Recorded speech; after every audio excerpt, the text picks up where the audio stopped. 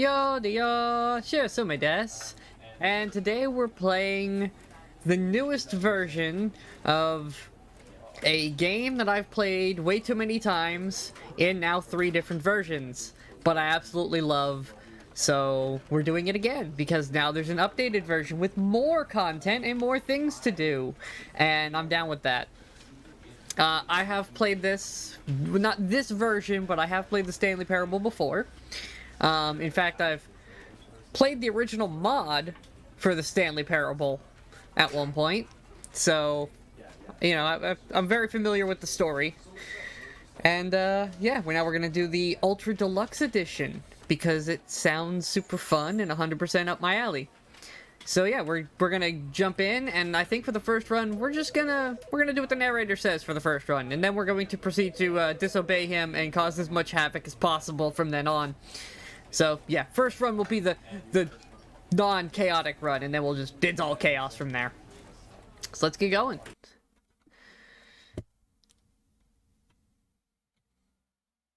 This is the story of a man named Stanley. Stanley worked for a company in a big building where he was employee number 427.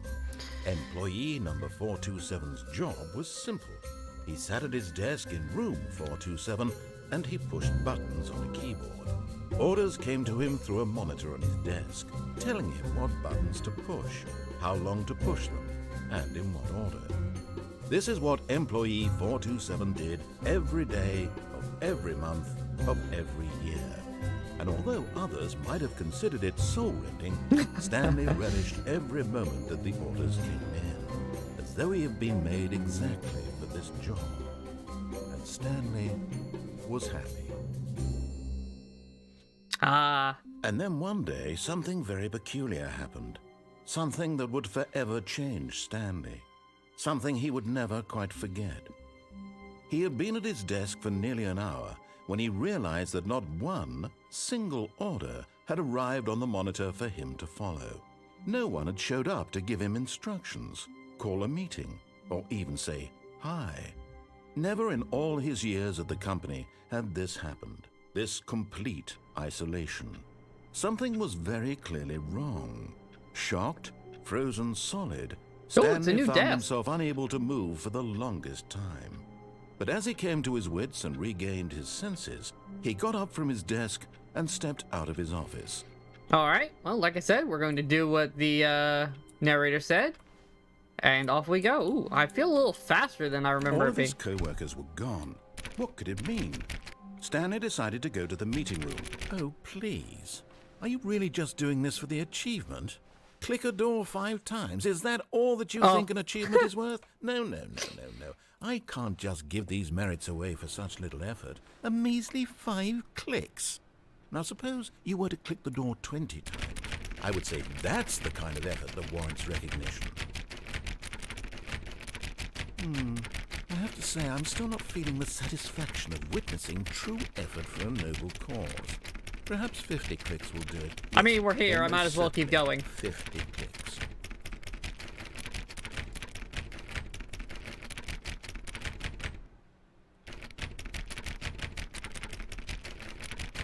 No, I'm still not feeling it. I want this achievement to have meant something. It has to be a true reward for valiant effort. I want to see some hustle, Stanley. I want to see commitment, a willingness to go all the way, no matter what the cost. Why don't you go put 20 clicks into door number 417? Okay. 425, 420. Oh, great. Now, go click a few times on door 437. Okay. There it is. Excellent. I think we're getting somewhere. Now, door 415. Let's give it 10 clicks or so. Okay.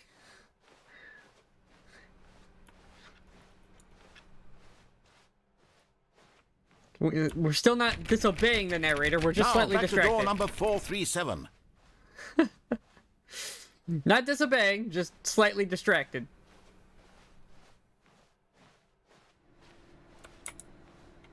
Let's see. How about you click on, well, I don't know, the copy machine? All right, back to room 417. I'm really feeling it now. I think we're getting somewhere. The achievement to run all over the place. Okay, now go climb on employee 419's desk. Oh, come on. There it is. Yes! This is great! You're putting it all on the line, Stanley. I like that. All right, let's keep it up. Go give me a few clicks on door 416. 416 should be over here. We've almost got it! Now the copy machine, do that one again! Okay.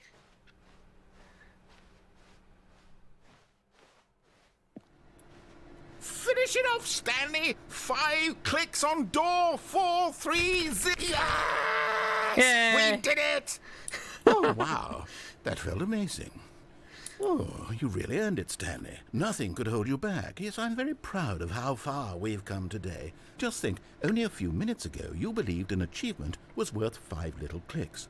Really now, what were you thinking? I got an achievement.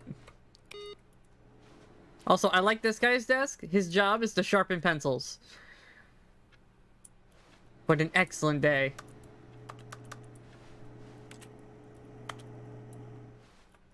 Okay. Well, we're gonna keep an eye out for the monitors, because I remember there being something about turning off all the monitors.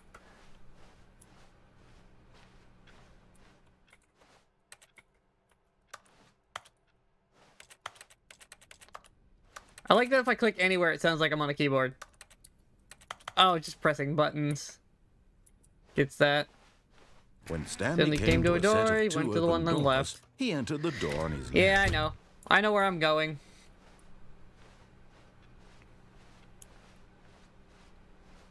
Oh, the Yet meeting there room. was not a single person here either.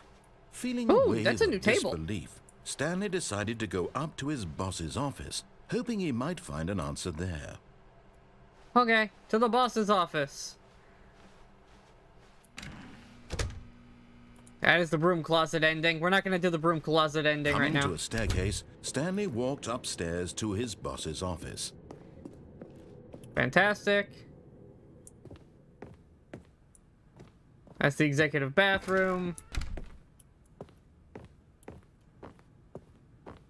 Stepping into his manager's office, Stanley was once again stunned to discover not an indication of any human life. Shocked, unraveled, Stanley wondered in disbelief who orchestrated this. What dark secret was being held from him? What he could not have known was that the keypad behind the boss's desk guarded the terrible truth that his boss had been keeping from him. And so the boss had assigned it an extra secret PIN number. 2845. But of course, Stanley, yet incredibly, by simply pushing random buttons on the Thanks, narrator. Stanley happened to input the correct code by sheer luck. Amazing. Ooh. He stepped into the newly opened passageway. Okay. I trust you, narrator man. Oh, it's awfully dark. Can I adjust that?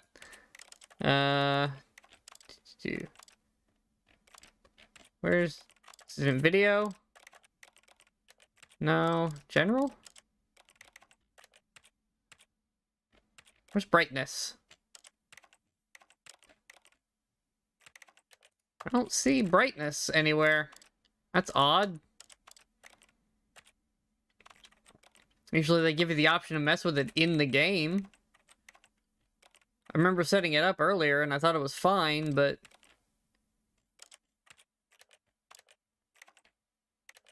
Oh well, it's just gonna be dark, I guess. Like, super dark. Sorry, YouTube.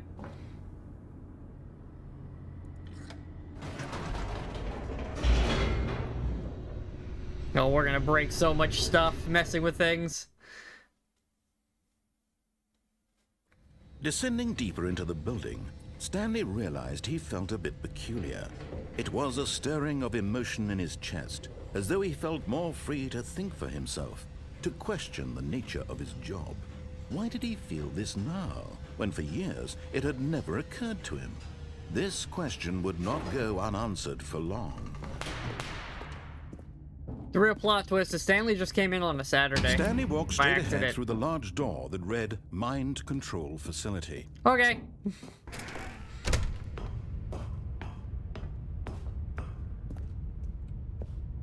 Bhutan. The lights rose on an enormous room packed with television screens. What horrible secret did this place hold? Stanley thought to himself. Did he have the strength to find out? Yep.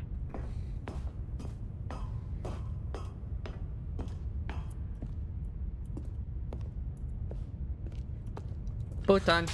Now the monitors jumped to life, their true nature revealed. Each bore the number of an employee in the building. Oh Stanley's my. co-workers. The lives of so many I'm over here individuals somewhere. reduced to images on a screen. And Stanley, one of them, eternally monitored in this place where freedom meant nothing. 427, there I am.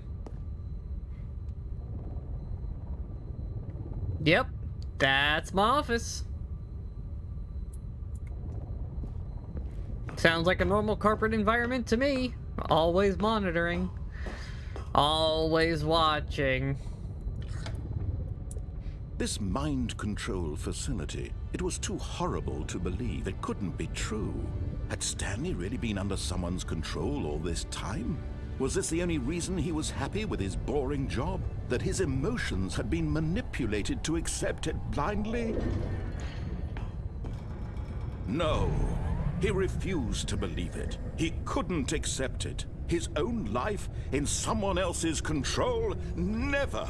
It was unthinkable. Wasn't it? Was it even possible? Had he truly spent his entire life utterly blind to the world? But here was the proof. The heart of the operation. Controls labeled with emotions. Happy, or sad, or content. Ooh. Walking, eating, working. All of it monitored and commanded from this very place. It's very dark. As the cold reality of his past began to sink in, Stanley decided that this machinery would never again exert its terrible power over another human life. For he would dismantle the controls once and for all. Alright, time to turn it off. And be free!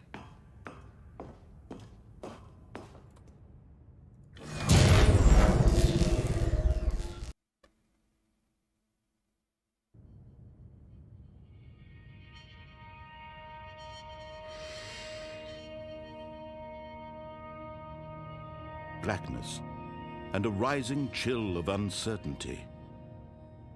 Was it over? Yes. He had won. He had defeated the machine, unshackled himself from someone else's command. Freedom was mere moments away. And yet, even as the immense door slowly opened, Stanley reflected on how many puzzles still lay unsolved. Where had his co-workers gone? How had he been freed from the machine's grasp? What other mysteries did this strange building hold? Oh, But we're gonna as find out, sunlight narrator. streamed into the chamber, he realized none of this mattered to him. For it was not knowledge or even power that he had been seeking, but happiness. Perhaps his goal had not been to understand, but to let go. No longer would anyone tell him where to go, what to do, or how to Ooh, feel. it's a different outside. Whatever life he lives, it will This is be way up his. more updated than last And time. that was all he needed There's a lot to more know. going on here. It was perhaps the only thing worth knowing. Stanley stepped through the open door.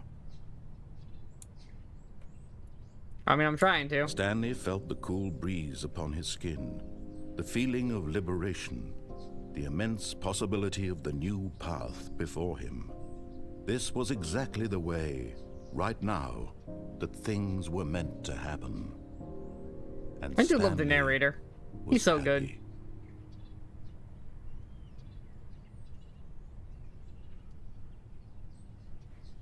Yay, we beat the game! Good job, everybody! And we're back. Okay, real fast. Back to the menu. I want to see if I can fix the brightness.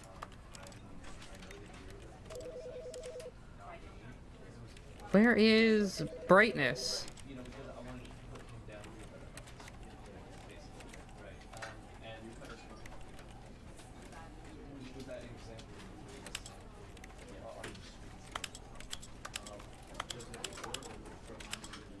Must have been odd. Where's the brightness setting?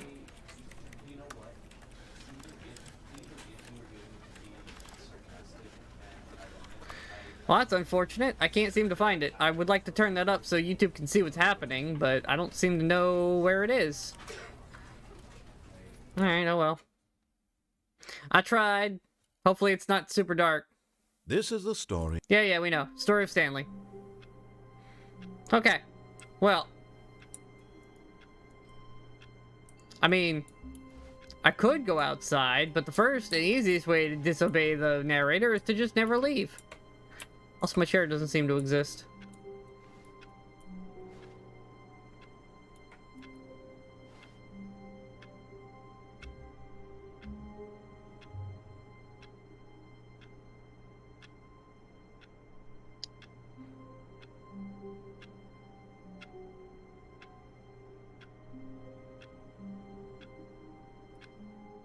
Nope, not going outside yet.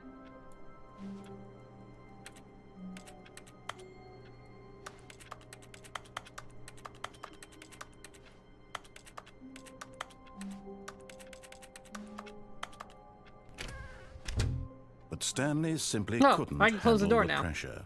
What if he had to make a decision? What if a crucial outcome fell under his responsibility? He had never been trained for that. No. This couldn't go any way except badly. The thing to do now, Stanley thought to himself, is to wait.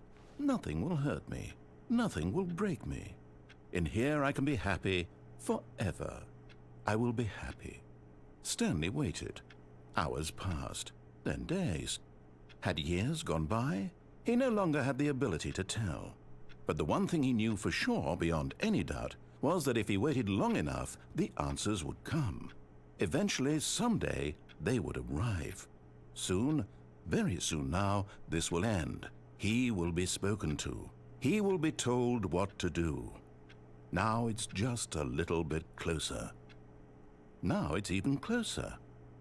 Here it comes. Okay. So we got the silly ending for not leaving. Now we got the achievement for the All door. of his co-workers were gone. What could it mean? Stanley decided to go to the meeting room. Perhaps he had simply missed a memo.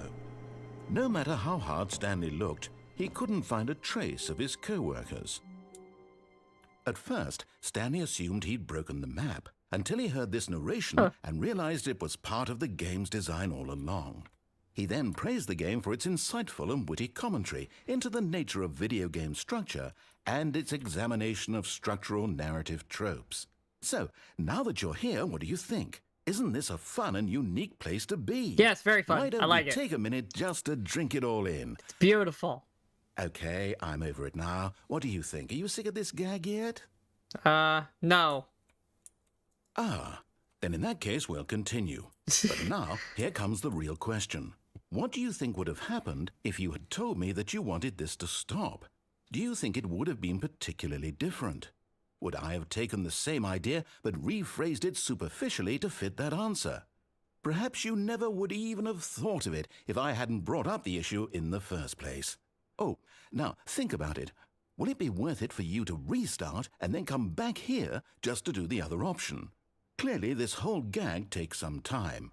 What if the other option is even longer? How long will you spend in total just to have heard all the narration? Oh, and this is rich. Perhaps you've just played the other option, and now you've come to see what happens in this one.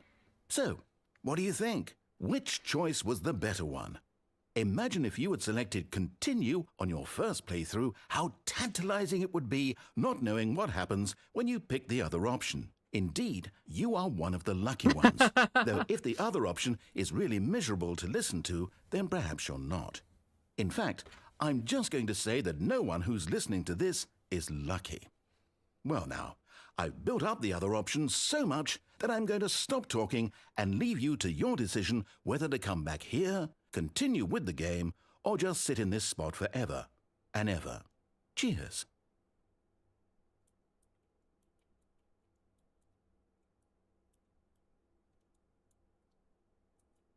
If I sit here long enough, will he talk to me again? This is that kind of game where if you sit around long enough, they eventually do talk to you about stuff.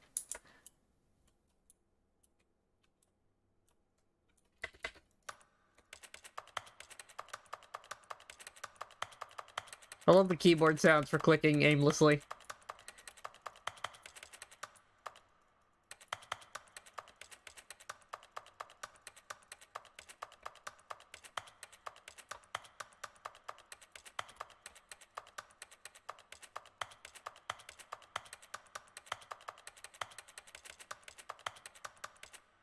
No? Nothing? It usually triggers by now. Okay.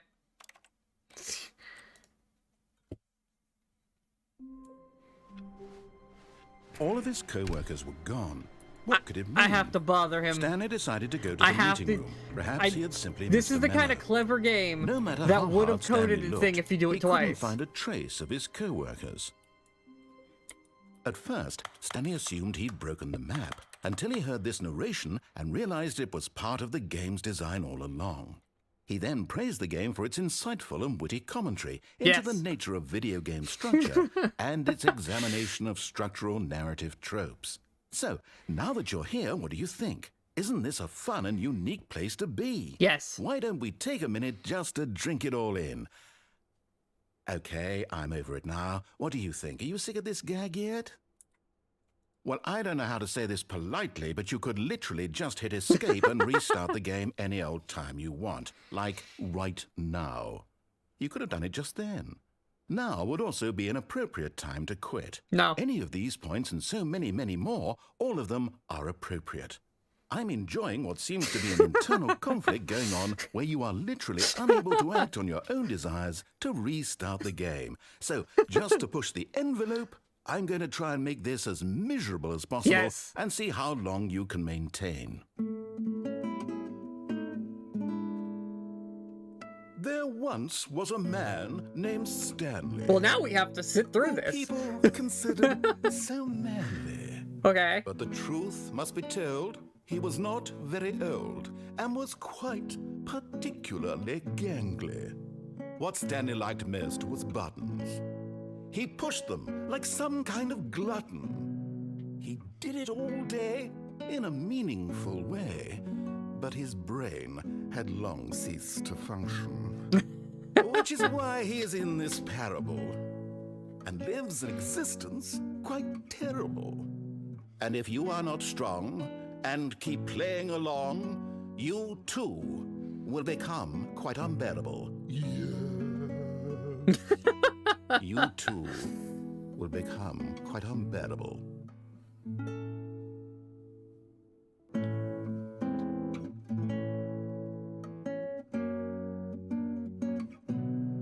It's pretty good, actually. For what's supposed to be a joke, it's pretty good.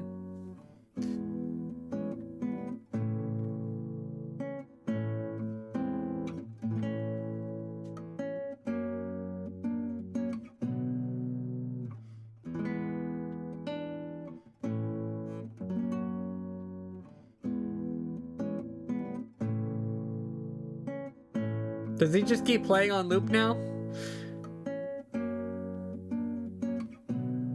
I wonder if there's an achievement for listening to this for a duration.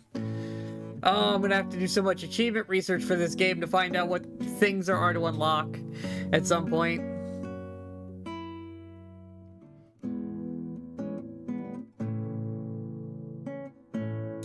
Okay. It's enough of that one. Onward! All of his co-workers Let's go gone. make the What could narrator it mean? angry, shall we? Stanley decided to go to the meeting room. Perhaps Where's he my had wonderful simply broom missed a memo. closet?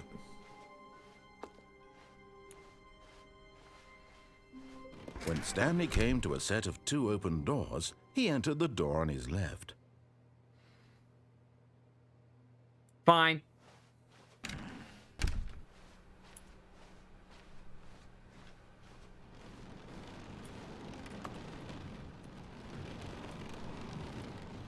Interesting. Sounds like rain. Yet there was not a single person here either.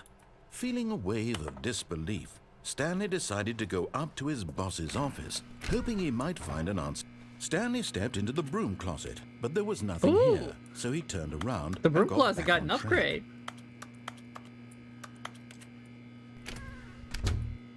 No. There was nothing here.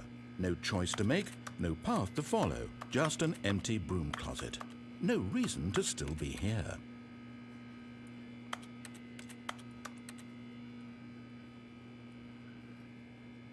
It was baffling that Stanley was still just sitting in the broom closet.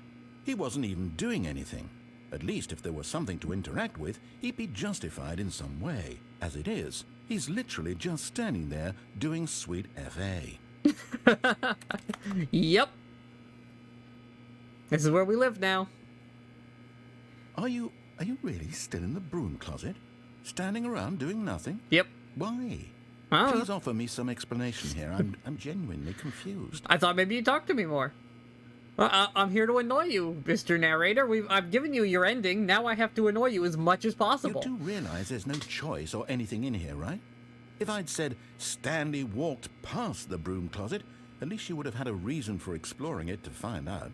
It didn't even occur to me because literally this closet is of absolutely no significance to the story whatsoever. It is now. I never would have thought to mention it.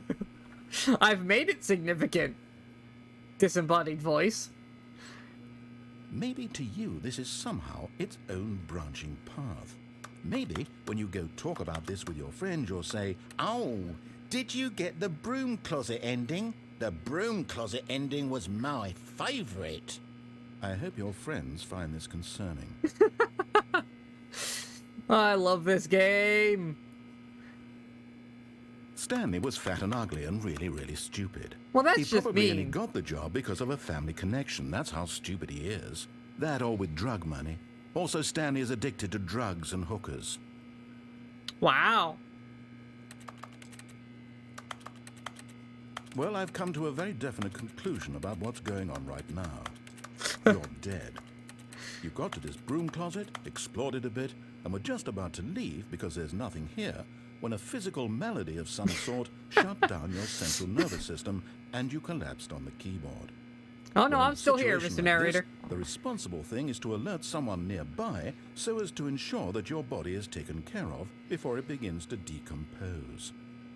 Hello? Anyone who happens to be nearby? The person at this computer is dead. They have fallen prey to any number of your countless human physiological vulnerabilities. It's indicative of the long-term sustainability of your species. Please remove their corpse from the area and instruct another human to take their place, making sure they understand basic first-person video game mechanics and filling them in on the history of narrative tropes in video gaming, so that the irony and insightful commentary of this game is not lost on them. I love this game. When It's you've so done good. that, just step out into the hallway. Nope. We're staying right here. This is where we live now. We live in this closet.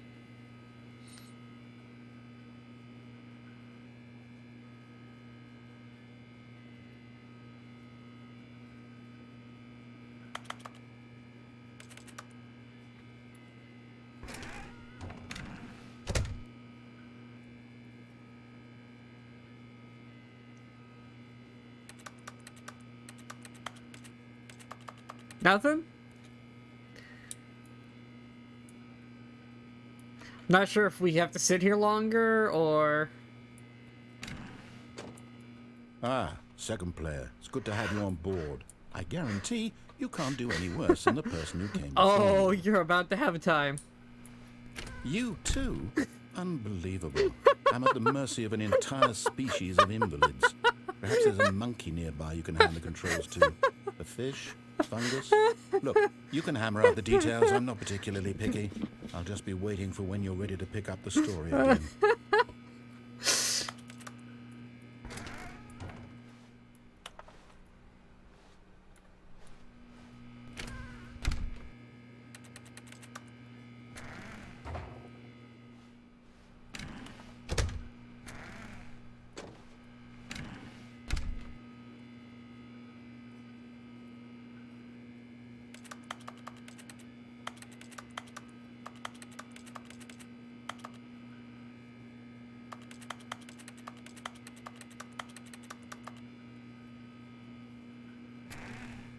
Alright, well, he doesn't seem to want to give me any more.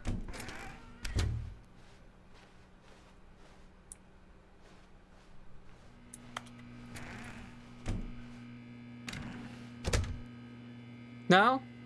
Nothing else? Damn.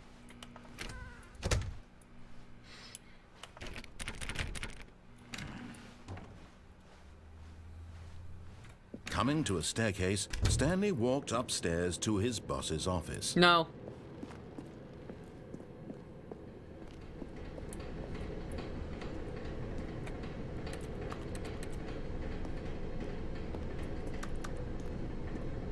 But Stanley just couldn't do it. He considered the possibility of facing his boss. Admitting he had left his post during work hours, he might be fired for that. And in such a competitive economy, why had he taken that risk? All because he believed everyone had vanished? His boss would think he was crazy. And then something occurred to Stanley. Maybe, he thought to himself, maybe I am crazy. All of my co-workers blinking mysteriously out of existence in a single moment for no reason at all? None of it made any logical sense.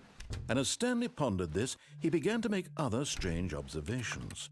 For example, why couldn't he see his feet when he looked down? No feet! Why did doors close automatically behind him wherever he went?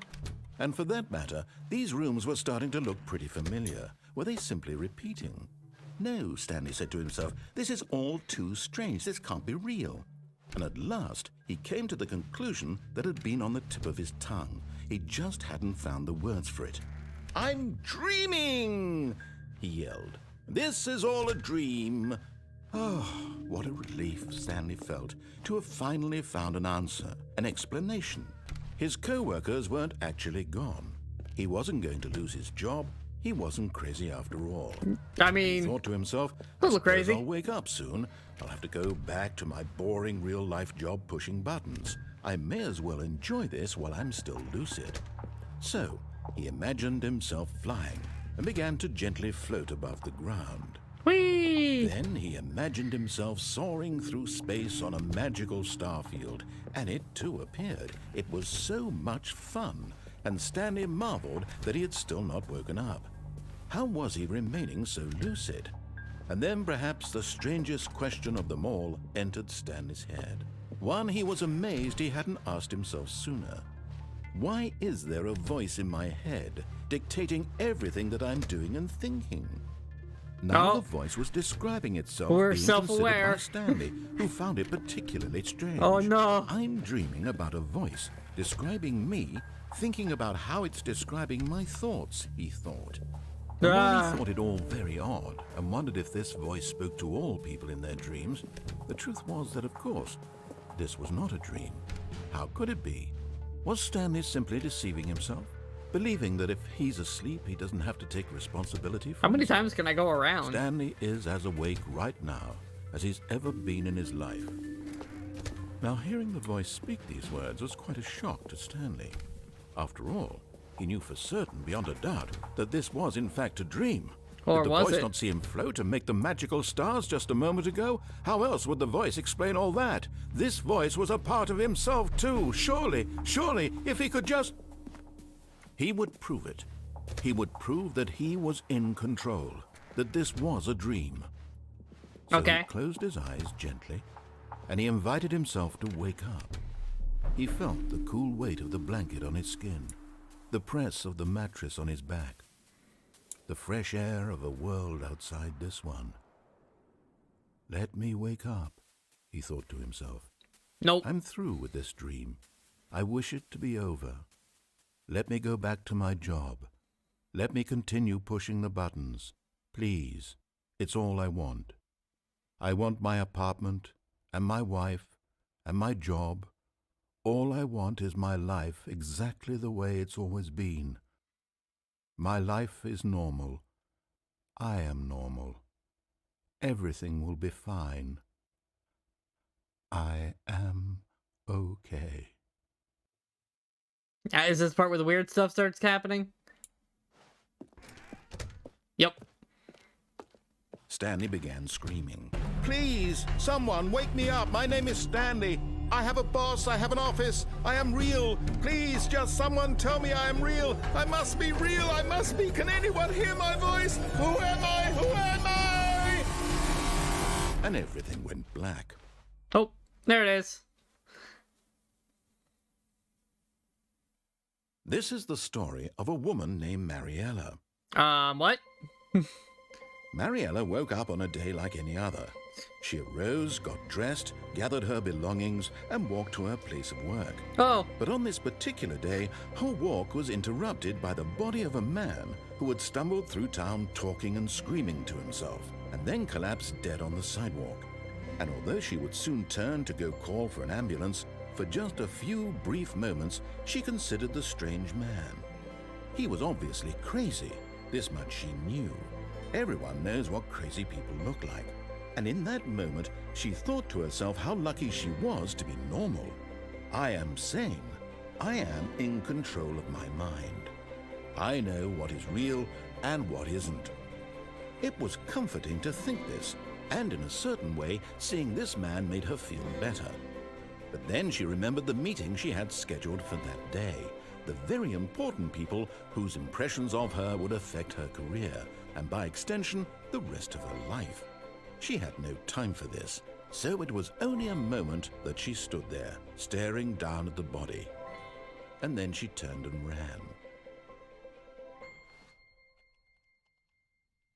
I died. Okay, what other chaotic endings can we get? All of his co-workers were gone. Yeah, What we know could that it we're mean? gone. Stanley decided to go to the meeting room. Perhaps he had simply missed a memo.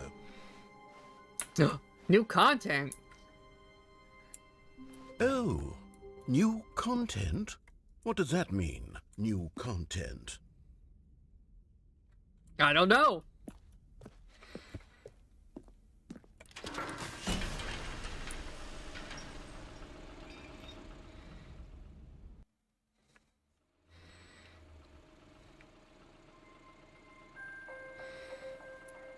This is definitely new. I've never been here before. Hello, and thank you for playing the Stanley Parable Ultra Deluxe. As you may know, the Stanley Parable was a video game released in 2013 on home computers. After receiving critical and commercial success, it was expanded upon in 2022 with the Stanley Parable Ultra Deluxe, a reimagining of the game for consoles and home computers. Okay. The Stanley Parable Ultra Deluxe features exciting new content that broadens and expands the world of the Stanley Parable, delighting audiences the world over. Please, step inside and see what thrilling new adventures await in the Stanley Parable Ultra Deluxe. Oh, well, this sounds delightful. I'm very excited to see the thrilling new Ultra Deluxe content. Well, Okay, so far it's an elevator. Nothing special yet, but I'm sure it's just the beginning of a mesmerizing adventure. is the elevator gonna go? Is it broken?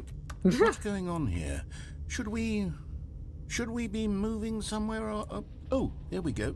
All right, finally, at long last, it's on to the new content. I've never been more ready. Let's do it. I do have other areas to go break at some point. I have to say, initial impressions of Stanley Parable Ultra Deluxe, mostly tedious. It's as if Oh, okay. Let's see the content. Gimme the content, Stanley. Oh, a jumping All right. circle. All right, let's see. It's the jump circle. I can jump!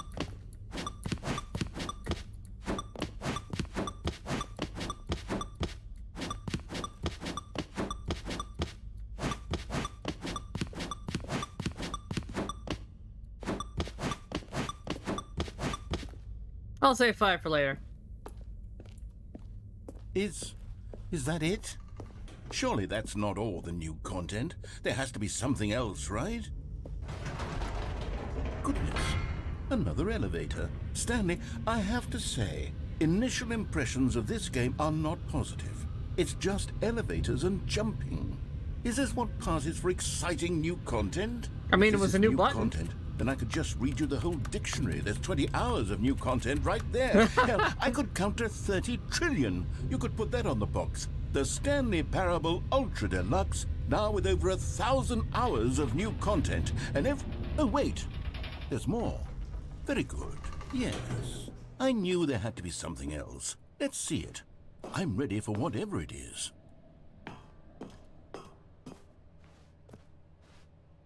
That's it?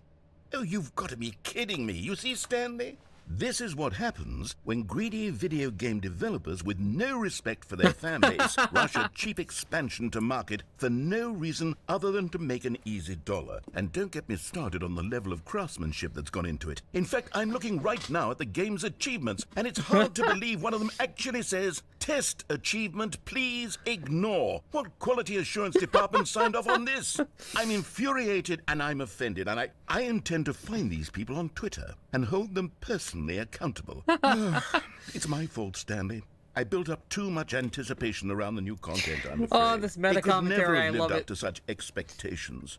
If you're still with me, why don't we just reset the game, and we'll try to get back to what the Stanley Parable is really about. No frills, no gimmicks. Just you and me having a great time together like always. And me What trying do you to say, cause as friend? much havoc as possible on your life.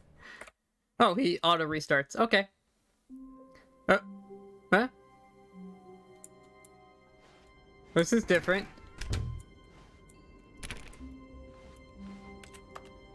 This is my normal hallway.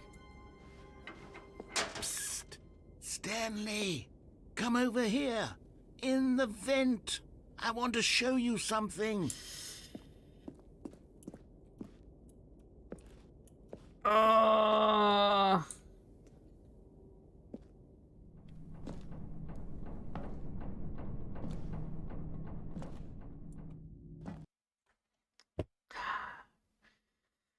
It's a game of choices and never going back. You remember how cheap and unsatisfying the new Ultra Deluxe content turned out to be? Well, it got me thinking about the past and Okay. how much better the Stanley Parable used to be. So I made something special and tucked it away here where the game's developers won't find it. Just our little secret. Why do I feel like I Take just a look. stepped into Skyrim all of a sudden? Oh, I this is call nice. it the Memory Zone. It's where I've been storing all my favorite memories so I can relive the peak experiences of my life whenever I want. Experiences like the launch of the Stanley Parable on PC. Okay. You see, Stanley, doesn't the Memory Zone remind you of how wonderful Stanley Parable was before it was sullied with a cheap re-release? Remember back in October of 2013 when the game originally launched? Back then, video games had integrity. Back then, it all meant something. Oh, the waste. Is that the actual time? That can't be the actual time. No, that's not the actual time. Not even close. Okay. Yeah, it was technically a remake because it was originally a mod.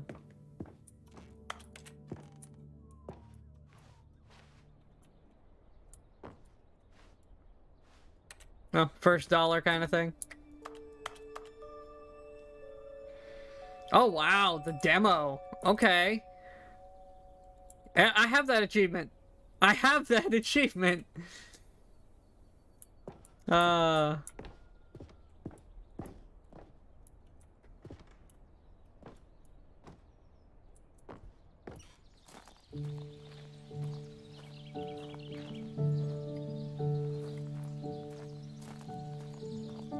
And over here is where I keep reviews of the Stanley Parable.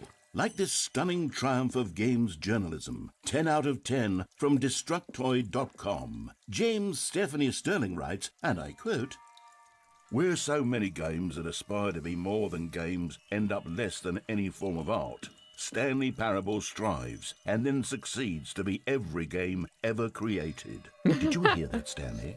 Every game ever created. That's how grand and all-encompassing the original Stanley Parable was.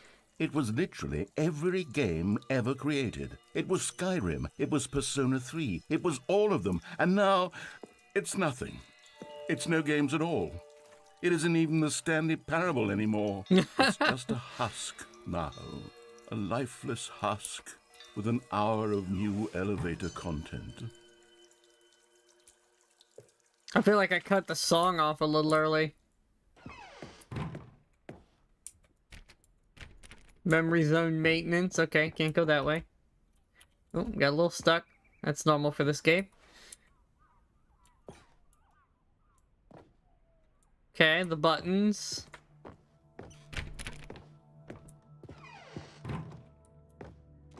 Here's another moving passage, this time from GameSpot.com. The Stanley Parable is both a richly stimulating commentary on the nature of choice in games, and one that offers some of the most enjoyable, surprising, and rewarding choices I've ever been confronted with in a game. 9 out of 10. Don't you get it, Stanley? Wow. The game was Carpet perfect. textures. It didn't need anything else. It didn't need new content. I mean, you It can always just use new needed to be content. left alone, to spend the rest of time collecting dust in the hallowed hall of beloved video game memories. But then you could add more.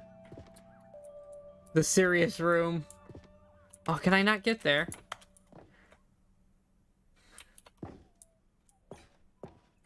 Damn, I really want to go to the serious room.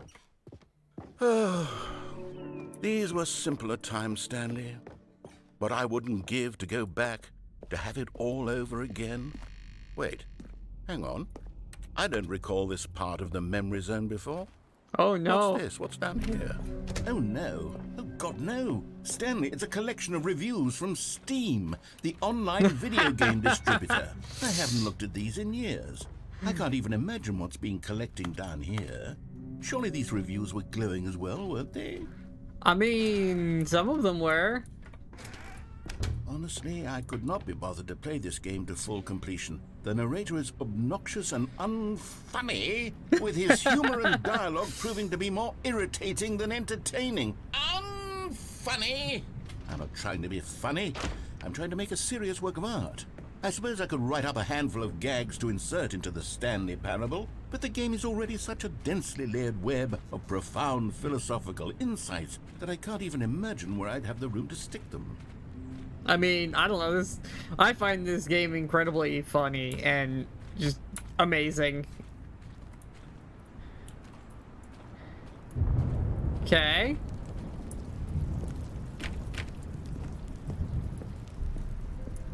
Okay, let's see what this one says. While the idea for the game is good, for someone who prefers non-linear games, this preachiness gets annoying fast. Preachy? Stanley? I'm not preachy, am I? You can tell me if I'm preachy. Honestly, you can. Oh, goodness. This is actually quite shocking for me.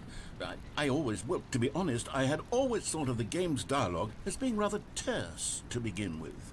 You can't know how much fluff I cut from the game to get it to feel as light and airy as it... Well, I always thought it did, but maybe it wasn't. Oh dear, what an awful memory to have to hold on to. These black marks on my otherwise unimpeachable track record. I feel like a failure. Like I let these people down. Perhaps the Stanley Parable isn't quite as sterling as I always remembered. I mean, it's still one of my favorite games, dude. Like, what are you worried about?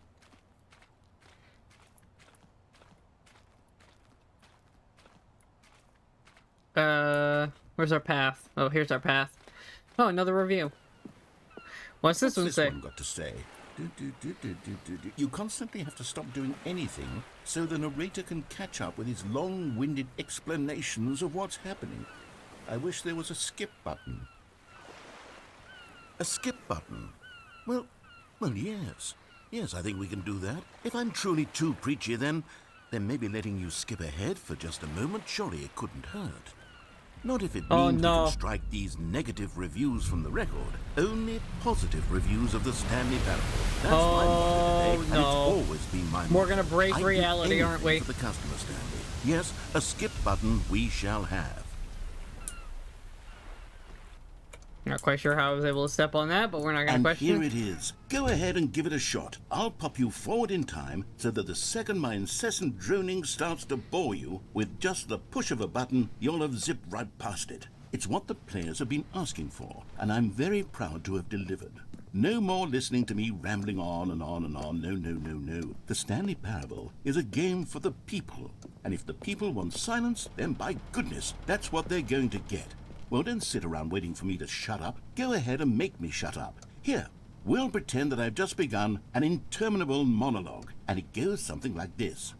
The story and the choices, or what have you, and therefore by becoming it is, so on and so forth, until inevitably we all until the end of time, at which time everything all at once, so now you see, blah blah blah blah blah blah blah blah blah blah blah blah blah blah blah. We've eaten too much and it can't be just yet, no, until 245. Got the logic of elimination working backwards, the deduction therefore becomes impossible to manufacture. It went on for nearly 10,000 years, until just yesterday, here and there, forward and back, and never a moment before lunchtime. I want to see if how long he keeps going. It's the only thing there is. How many billions left I want to until know how so long much he'll more go than for, forever ago? if I'm honest. Which is why I say... the story and the choices, or what have you, and therefore by becoming it is, so on and so forth, until inevitably we all until the end of time. Does he just at loop? which time everything all at once. So now you see, blah blah blah blah blah blah blah blah blah blah blah blah blah blah blah. We've eaten too much and it can't be just yet. No, until 245. Got the logic of elimination working backwards. Let's see the if he loops deduction again, therefore and if he becomes does, then I'll push the impossible to button. manufacture. It went on for nearly 10,000 years, until just yesterday, here and there, forward and back, and never a moment before lunchtime. It can't be. It's the only thing there is. How many billions left until so much more than forever ago? Which is why I say, the story and the choices, or what have you, and button. Oh, you're back, you see. You were only frozen in time for a few minutes, but it was plenty of time for me to deliver a long, rambling monologue full of unnecessary verbal flourishes and lengthy ruminations on the nature of choice in video games. Yes. Of course, I happen to believe it was perhaps one of my more profound such ruminations. Not that, of course, you need a description of it, but if I had to describe it, I'd say it was perhaps less of a rumination and more of a treatise. Or maybe a manifesto. Look, I'll outline it for you very briefly, and you can tell me what you think. Okay, so my theory is that any choice you've ever made is simply a series of choices made by the person who you are, or were, or will be at the time of having made said choice. What? That is to say, if by articulating a choice you've already made, you bring that choice into being, then by making no choice and saying nothing, are you not simply erecting in the sanctuary of time a monument to every person you've ever been, making every choice to which you've ever given your great gift of mortal and yet timeless thought? Or rather, do all of the choices you've ever made, in fact, make you more not this kind of person, and in fact do the very opposite? You see, it could in fact be both of these things at once. That you are both I'm just confused with what he's trying to tell me at this point. I also want to see if he loops around again, or if he just keeps going on and on. Time, by virtue of the fact that you both are and are not making them. Okay, at first, I was leaning towards manifesto, but now I'm going to circle around and slap the treatise label on this one. Okay. I think it has much more of a treatise vibe to it. I don't really know what the difference is. Manifesto just has a much grander sort of tone. It has a mouthfeel that is rich with ambition and history. Ambitious history, if you will. Ah. See, now you've gotten me going back to manifesto. I haven't said anything about at this it. rate, we're going to be here all day. Okay, look. I have a method for exactly this sort of situation, and I do find myself in this situation frequently. I'm going to say each word back and forth in repeated succession until I become sick of one or the other, in which case the word I am not sick of shall be the victor. All right, here we go. It is an unimpeachable strategy, Stanley. It's rescued me from disaster in countless situations. All right, go. Here we go. Treatise, manifesto. Treatise, manifesto. Treatise. Alright, well, we're on the loop part. Treatise. Now, I wonder how long he'll go for. I'm pretty sure forever, because that'd be easy to code. Treatise. Manifesto. Skip. Well there, sport. You really did catch me rambling on a bit, didn't you? But that's the power of the button. The minute I start to go off on a thoughtless display of self-absorption, it's right at your fingertips to go poof, and it's all over. Oh, I can't wait to see what Cookie 9 will say about this, and whether they'll edit the rating of their Steam review, or at least change some of the wording, perhaps. To be honest, I don't even know if one can change their review in the first place. I guess I should become better educated on exactly how Steam works. Yeah, that might be a Perhaps helpful thing. that would have been the smart thing to check on before I went about this whole exercise of making the skip button. Although I have to imagine that after seeing this exciting new technology at work, surely whoever it is runs Steam will instantly run out and implement a new feature to make it possible to edit one's review, merely because of this very situation. Yes, I think that's quite I'm likely. getting the feeling Or that he perhaps is just they'll going to simply keep grant this rambling particular user until the I press the ability button to enough change times their for whatever's review, supposed to so happen. that the feature is not widely... Okay, welcome back, Stanley. Now, I should say that the amount of time the button has been skipping through is becoming longer and longer. I mean, you keep talking. That last one was, well, I want to say maybe 30, 45 minutes? It's not Good Lord. unendurable by any means, but it's, well, there's really only so much I can ramble on to myself about. I know, it's shocking, isn't it? But at any rate, I do suggest that we not press the button again. I think the skip button has been aptly demonstrated, and we can say goodbye to it and just... Wait. How do we get out of here? I don't know. Where did the door go? Wasn't there a door that led into this room? I do feel quite certain You're the there was narrator. one here before. How else would we have gotten into the room in the first place? I don't think one can enter a room without a door of some sort, or a window or something like that. Do you see a window anywhere? A porthole? I mean, we can go through the large vent. crack in the wall? I'll take any of these. All I want is for us to move on and to please step away from the skip button, to go anywhere other than the skip button. There was a door here before, wasn't there? I swear there was. Let me out. Where did it go? Let me Can you out. Just ram your way through a wall? Is there any possibility that you could, say, slam your body into the wall until enough damage is done for you to be able to leave? Please, I'll take any option at all. I'm asking you to work with me here. I mean, I'm trying. We need a door. We need a door of some kind. I can work with any kind of door as long as it can open and lead from one room to another. I'm going to step away for just a moment, and I'm going to try to find us a door. I Okay. don't know how exactly to remove a door and place it in a different wall, but I will find a way, I promise. You just need to not do anything. Don't press the skip button. Please, Okay. please, please do not press the skip button. Just wait here. I'm Wait waiting. here for me, and don't press the skip button. Waiting. Got it? Yes, good. I'll be right back.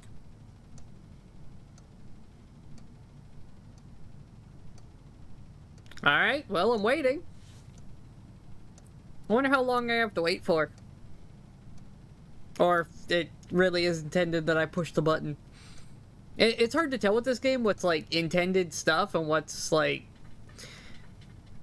You know, you can do choices.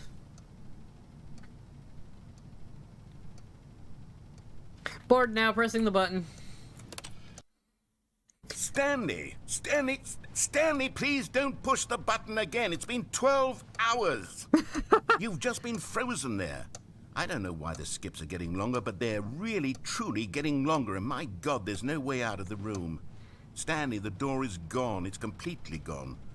I've looked at it from every angle. I've checked every one of those walls 1,000 times, and there's no door, Stanley. There's no door. There's just you and the button, and if you keep pressing it, I have no idea what will happen. I have no idea how long I'll be made to sit here, and more than anything else, I don't know how to stop you from pressing the button again.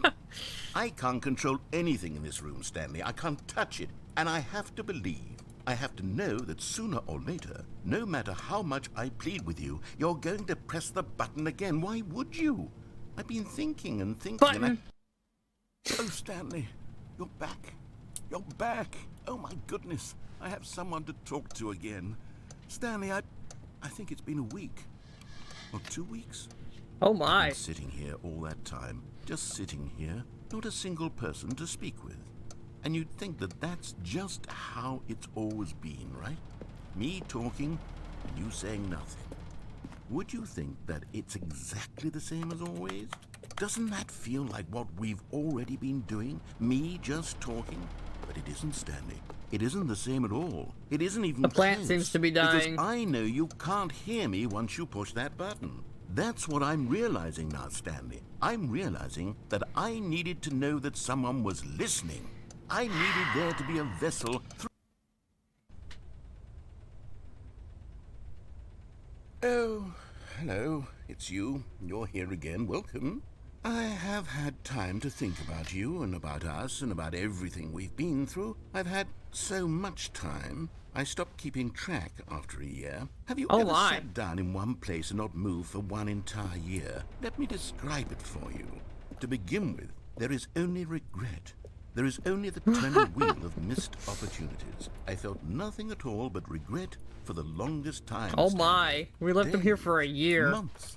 I lost it all in a blur of the deepest longing to undo the clock stopped working. And when that That's feeling had unfortunate. begun to subside, what took its place is what I can only describe as the collapse of every moment I have ever experienced my entire life. Well, time to torture me even more.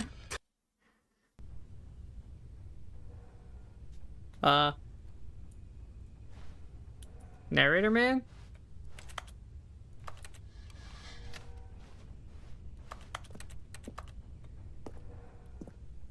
Oh, he's gone.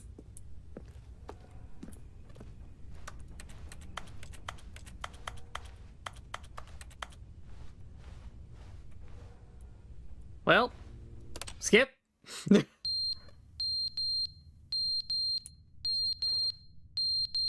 Huh. Huh. Well, I don't seem to have a way out. And that beeping is really obnoxious. The blue globe seems to be going away back here. Not quite sure what that's about. But there seems to be less blue glow. Button!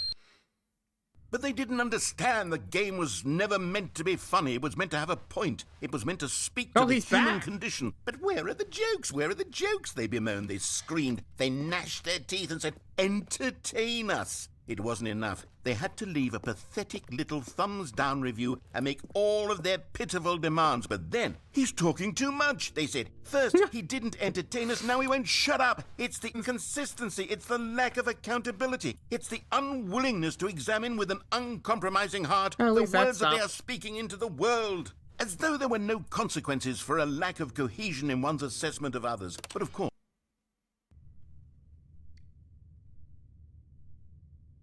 oh, he's gone again.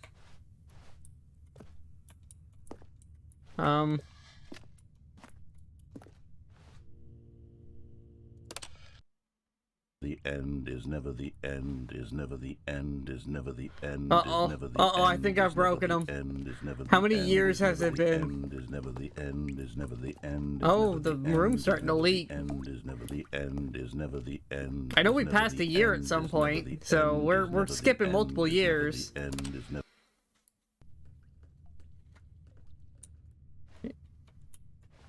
Oh, he's gone again. Oh, the leaks are getting bad.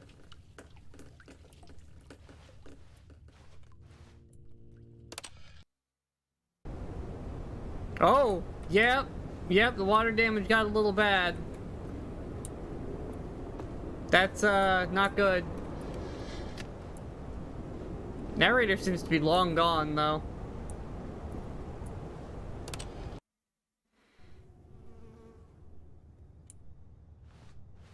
Well, we can see outside. So there's that.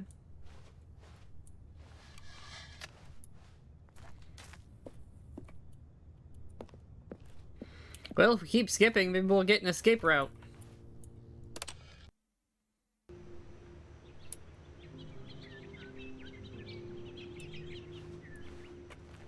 Huh. Plants seem to be coming back inside. Well, I still don't have a way out, so skip. Uh-oh, that's not good. What happened to all the plants?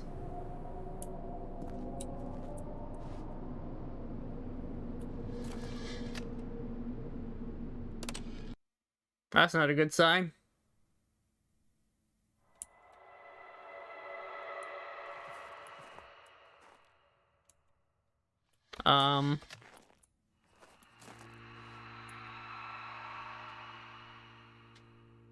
Huh.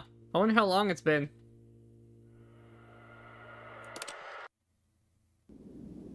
Oh.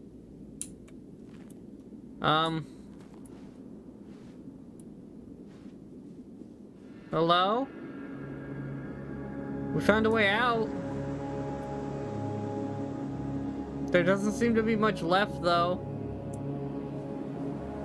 Button? Oh, button's gone. Well, we're free.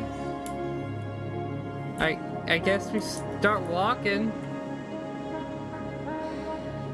Just pick a direction and go, I guess.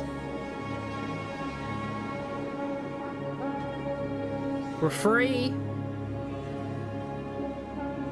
I wonder how long we skipped ahead.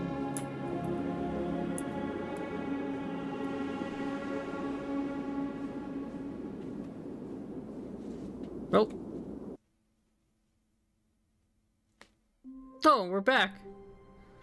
Well, we're back in normal, so... Already this was uncomfortable, and Stanley decided that as soon as he found a new space he felt safe in, that he would never leave it again in his life. Okay.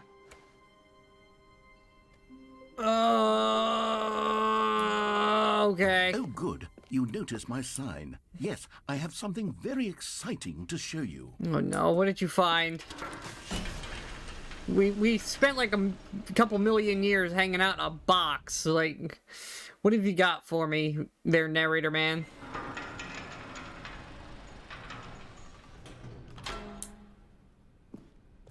Alright. Off we you go. See, Stanley, I've been reflecting on the Stanley Parable. Okay, and about what did you how find? roundly disappointing this ultra deluxe version has turned out to be. The original Stanley Parable was a landmark, and any new content for it should live up to that legacy. So forget this ultra deluxe nonsense. I say we take it one step even further. Oh?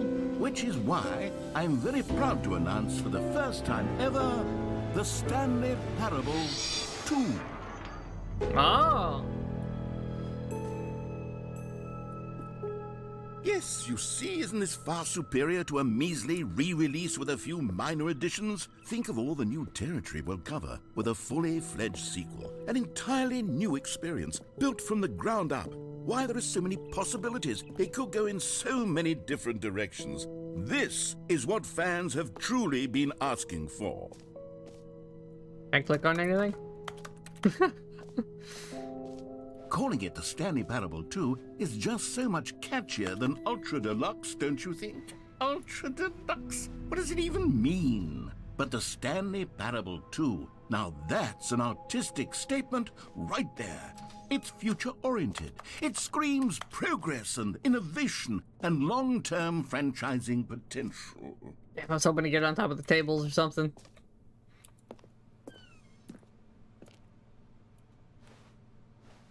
Okay.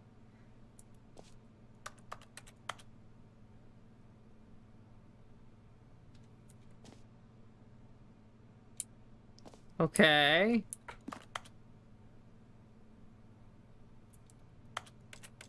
There's a slideshow of various logos, and that seems to be it. Now, to be clear, I haven't quite nailed down what exactly the Stanley Parable 2 is going alright. to be. That makes but sense. Let's take a look at some of the features I've been developing for it. Okay. I figure that if I can loosely organize a handful of interesting concepts, that surely the game will sort of naturally spring up around them. It'll all work itself out. Game development is much more of a fuzzy magic than anything scientific or logical, really. Way to the show floor. All right.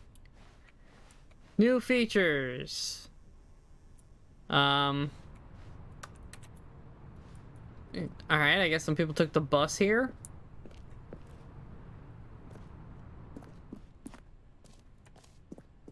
It's all very grand, but Here we are. Go on. Try out some of the new features. we got some merch.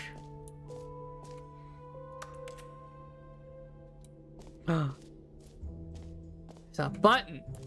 It gives us a name.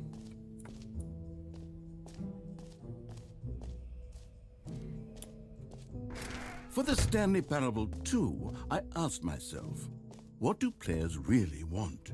And of course, the first and most obvious answer is that they want to be individually recognized and validated as people. So with that in mind, my first addition to the game is this button which speaks the name of the person playing the game. Isn't that wonderful? Well, let's see how accurate it is. Jim. Well, Sorry, that's wrong. I should have clarified. Right now, the button only says the name Jim. Ah. But of course, in the final game, this button will say your name, whatever name that is. Here, let's have you role-play as Jim to really simulate the full experience of this feature. Just play along. I promise you'll love it. Okay, here we go. Let's take a deep breath, clear your mind, forget whoever you are, and simply become a person named Jim. But I already I became want Stanley you to imagine today. yourself living as Jim, sleeping and waking as Jim. Jim. Whoa, hold on. I wasn't finished setting up the backstory. If you don't properly roleplay as Jim, then you'll never understand the impact of this button. Otherwise, it's just a stupid button that says somebody else's name. Okay, we're doing it again, and this time let me finish first. Now, allow yourself to become Jim. Imagine yourself driving to work as... Jim. All right, fine, whatever. It's just a meaningless button that says Jim. You happy now? Get Yes. out of here. I'm done with this button. Why don't you go humiliate me in front of a different feature that I worked very hard on? Jim. See, if you'd only played along, that would have been your name the button says, but no. Jim. Instead, Jim. oh, Jim. I can't Jim. even Jim. think about it. Jim. I'm taking Jim. the Jim button Jim. away. Jim. Jim. Jim. Jim. Jim. Jim. Jim. Jim. Aw, you took my button away. Fine, I'll go somewhere else. The step one of playing this game, you must be chaotic and disruptive to the narrator at all times. That's how you get some of the Maybe best I'll endings. only let people named Jim play the Stanley Parable too. They would appreciate what I've created here. No screenshots, huh? Okay, I'll be honest, I haven't yet decided on this one. I think that in the new version, the office could use a bit of decoration, like balloons. But I'm undecided on Get Well Someday and Happy 12th Birthday. Which would you go with?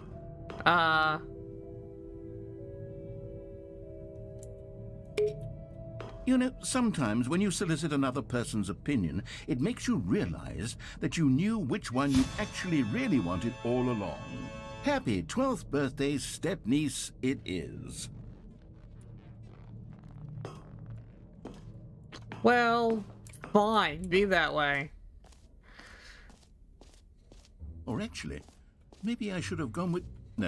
No, I've made my decision, we're moving on. Are you sure?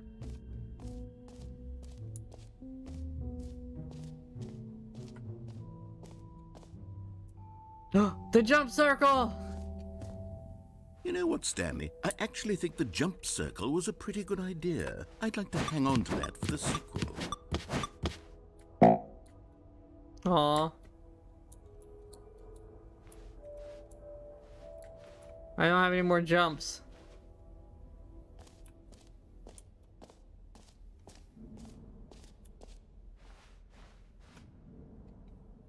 Who set up these location guides? Those are terrible numbering sequences. An infinite hole? Well, we have to check that out. Actually, maybe we'll end with the infinite hole. I have a feeling that that might break some things. That seems like the reality breaker. Pull the lever, receive your achievement. Okay. Now, here's something special. You remember that broken test achievement that got left in the game on accident? Well, I'm developing a technology to simply give you the achievement. Yes, you see, you'll come... Okay, perhaps I should have clarified. This is technology that will exist. Right now, the achievement is still fully broken. I'm not a wizard, Stanley, but I guarantee it will be fixed in the sequel to at last satisfy the hordes of ravenous fans all over the world who have been uproariously demanding this feature. Gamers, we hear you, and I promise it will happen. If I just keep doing this, will something happen?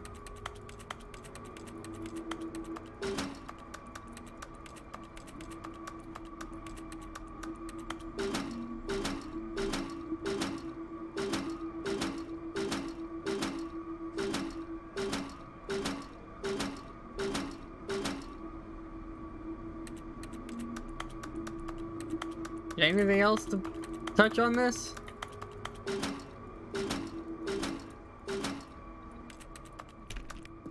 Well, doesn't seem like it. Okay. Well, that was a silly achievement gag that didn't go anywhere. What else? What other exhibits haven't we seen yet?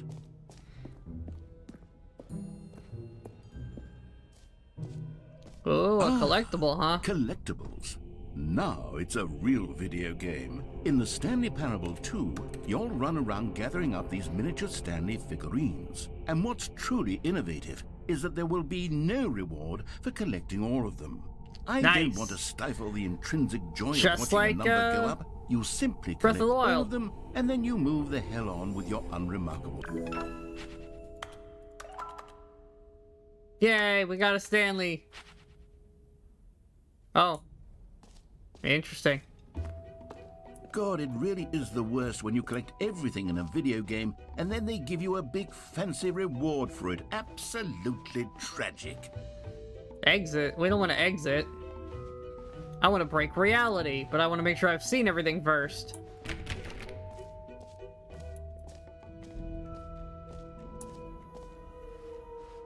Okay, nothing really there. We got the gym button. We looked. Oh, the reassurance bucket. That's something I haven't gotten to look at yet.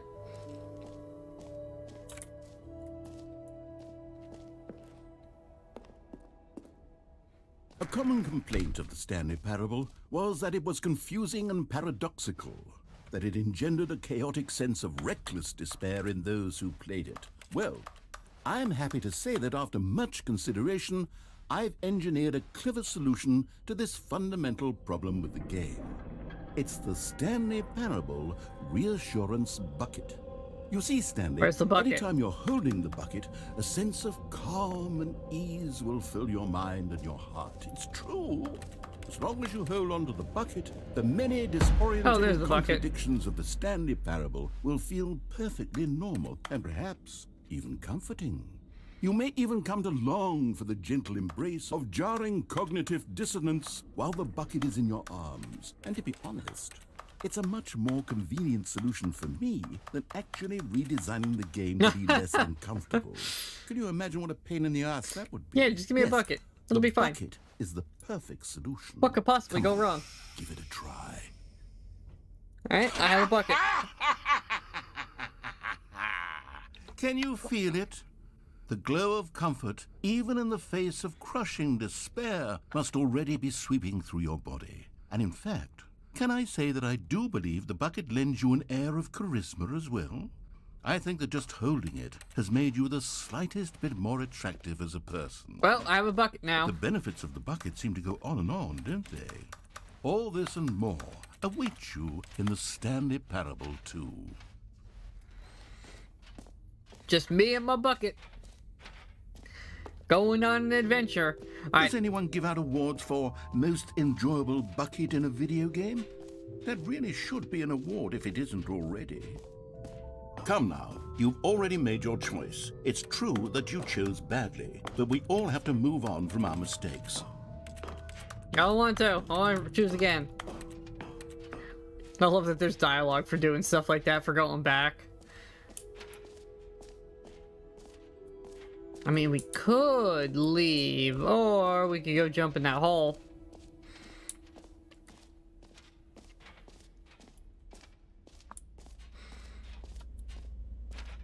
Alright, infinite hole, here we come. Stanley, here's an idea that I'm truly fond of. It's never been done before in a video game. This is, in fact, a hole that you can fall down forever. That's right, infinite falling.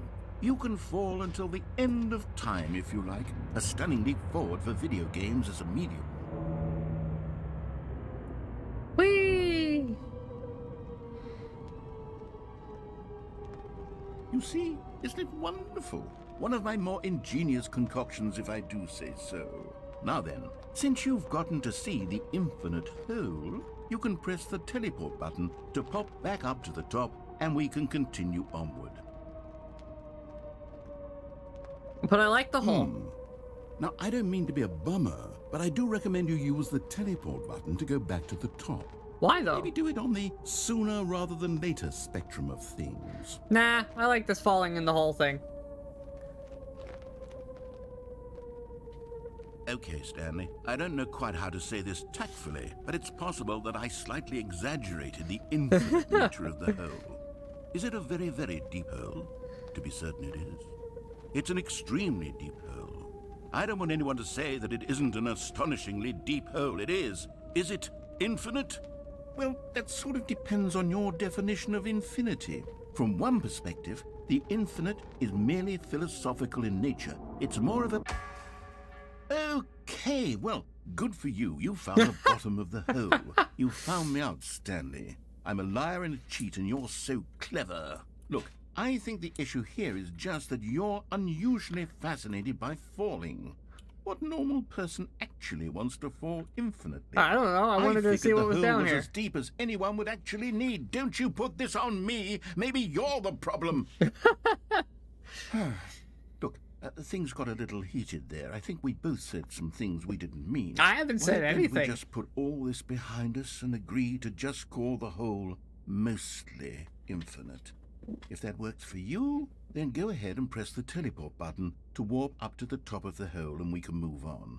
I'll just be up here when you're ready. I like my hole. I'm gonna stay here and see if he says anything else. I must know if he has anything clever to say if I sit around in this hole and wait.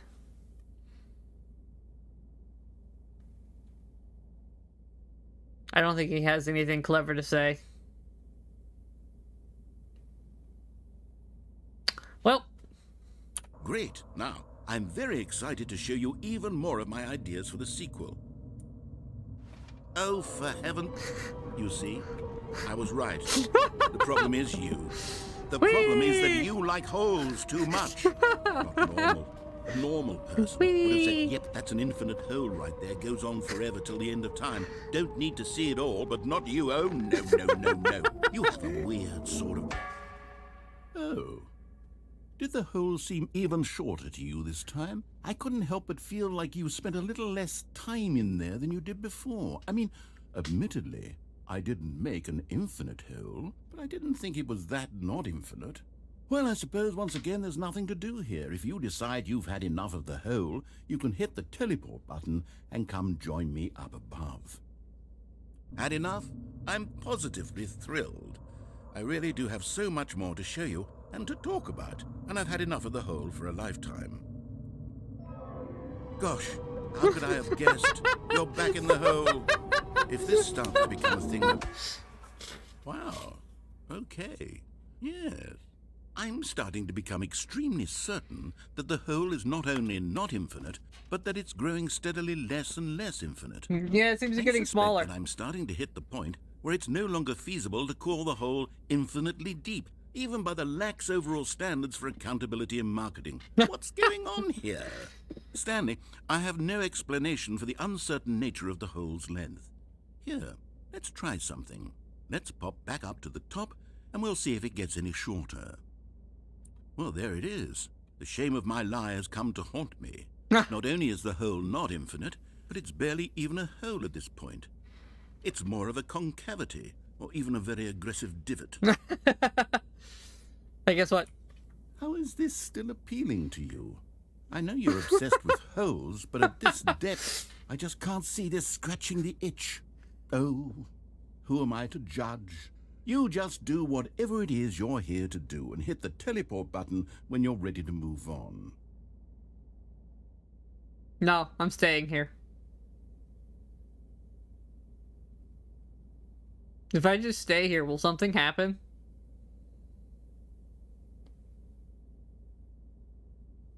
I'm starting to wonder. I mean, it could. I wouldn't put it past this game to have something happen if I just kind of stand here and wait long enough.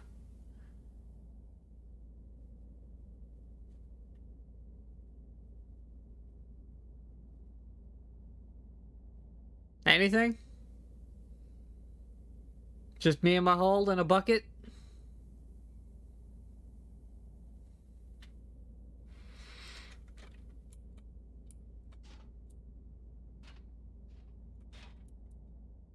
Nothing?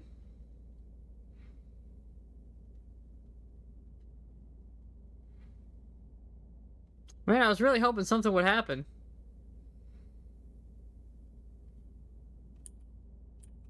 Oh. Is the, teleport button not working? Yeah, it's not working now. You sure? Well, I mean, I really don't have an explanation. It was working just a moment ago. Try it again. Still nothing? Well, I suppose there is one thing I can do to fix this. I'm out. Goodbye, Stanley. You couldn't bear to be away from the hole, and now you'll get more time with it than you could ever have asked for. It's a win for everyone. You get to be with the hole, I get to do literally anything else. Take care, Stanley. Okay, I bye. hope you and the hole have a wonderful rest of eternity together.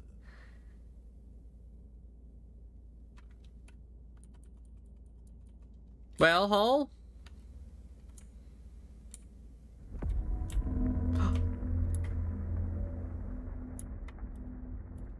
Hole?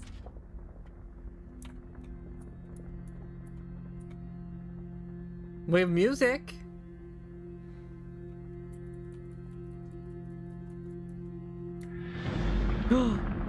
Hole!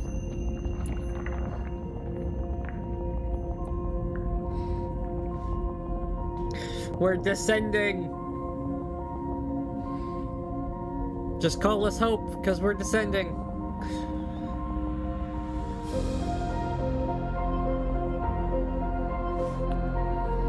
Goodbye, world!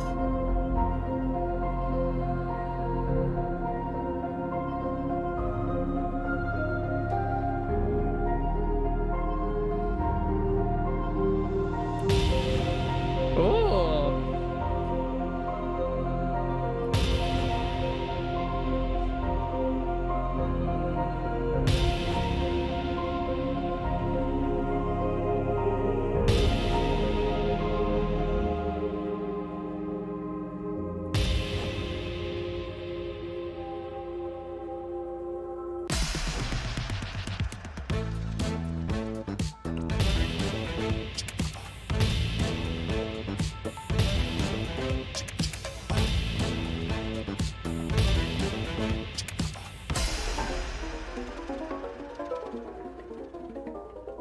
Well, this song's weird.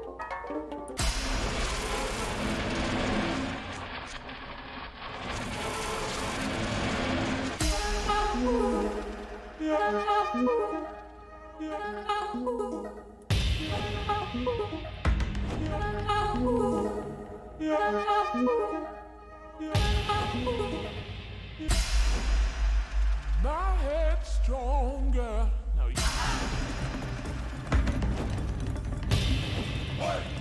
Oh.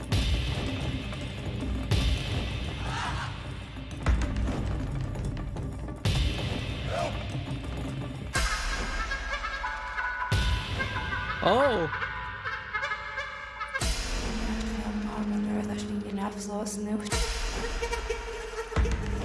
Okay. Oh my.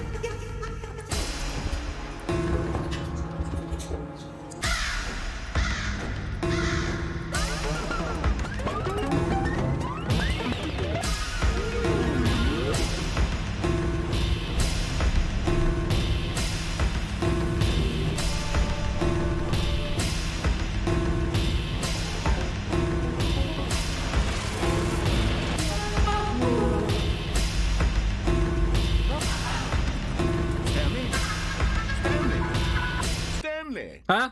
Oh, good, you're awake. It seems you had sort of dozed off there, drifting away into dreamland. But we can't have that, Stanley. Because having this fun. hole is just so darn fascinating that I want you to be wide awake for every second of it.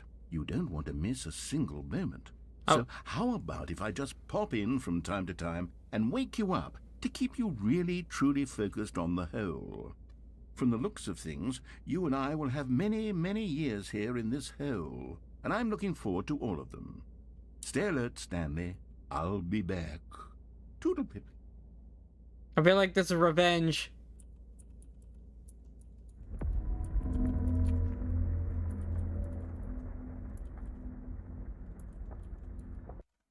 Oh, the end is never. Okay. We're loading. There's that. Oh. Here we are. Go on, try out some of the new features. We already have? I already have the bucket.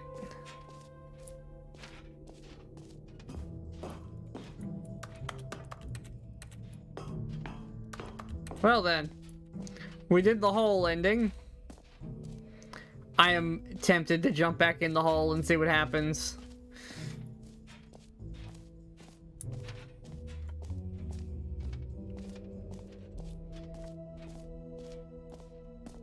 No, we'll just exit. We've been in the hole.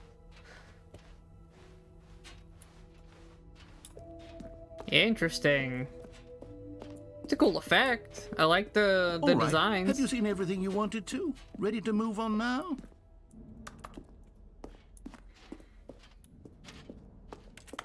I mean, I guess we can move on. I can't glitch myself into more chaos. So, Stanley, what do you think? Do you like all of the new features? Yes, I know it's not exactly clear yet how exactly these features will come together as one single coherent video game, but I can feel it in my soul. It's going to work. There's definitely a good game in there somewhere. Say, let's do an experiment. Okay. I'll arrange these new features together, and we'll see whether or not it coheres into a meaningful gameplay experience. Okay. What do you got for Are me? you ready? Here it is. I give you the Stanley Parable 2.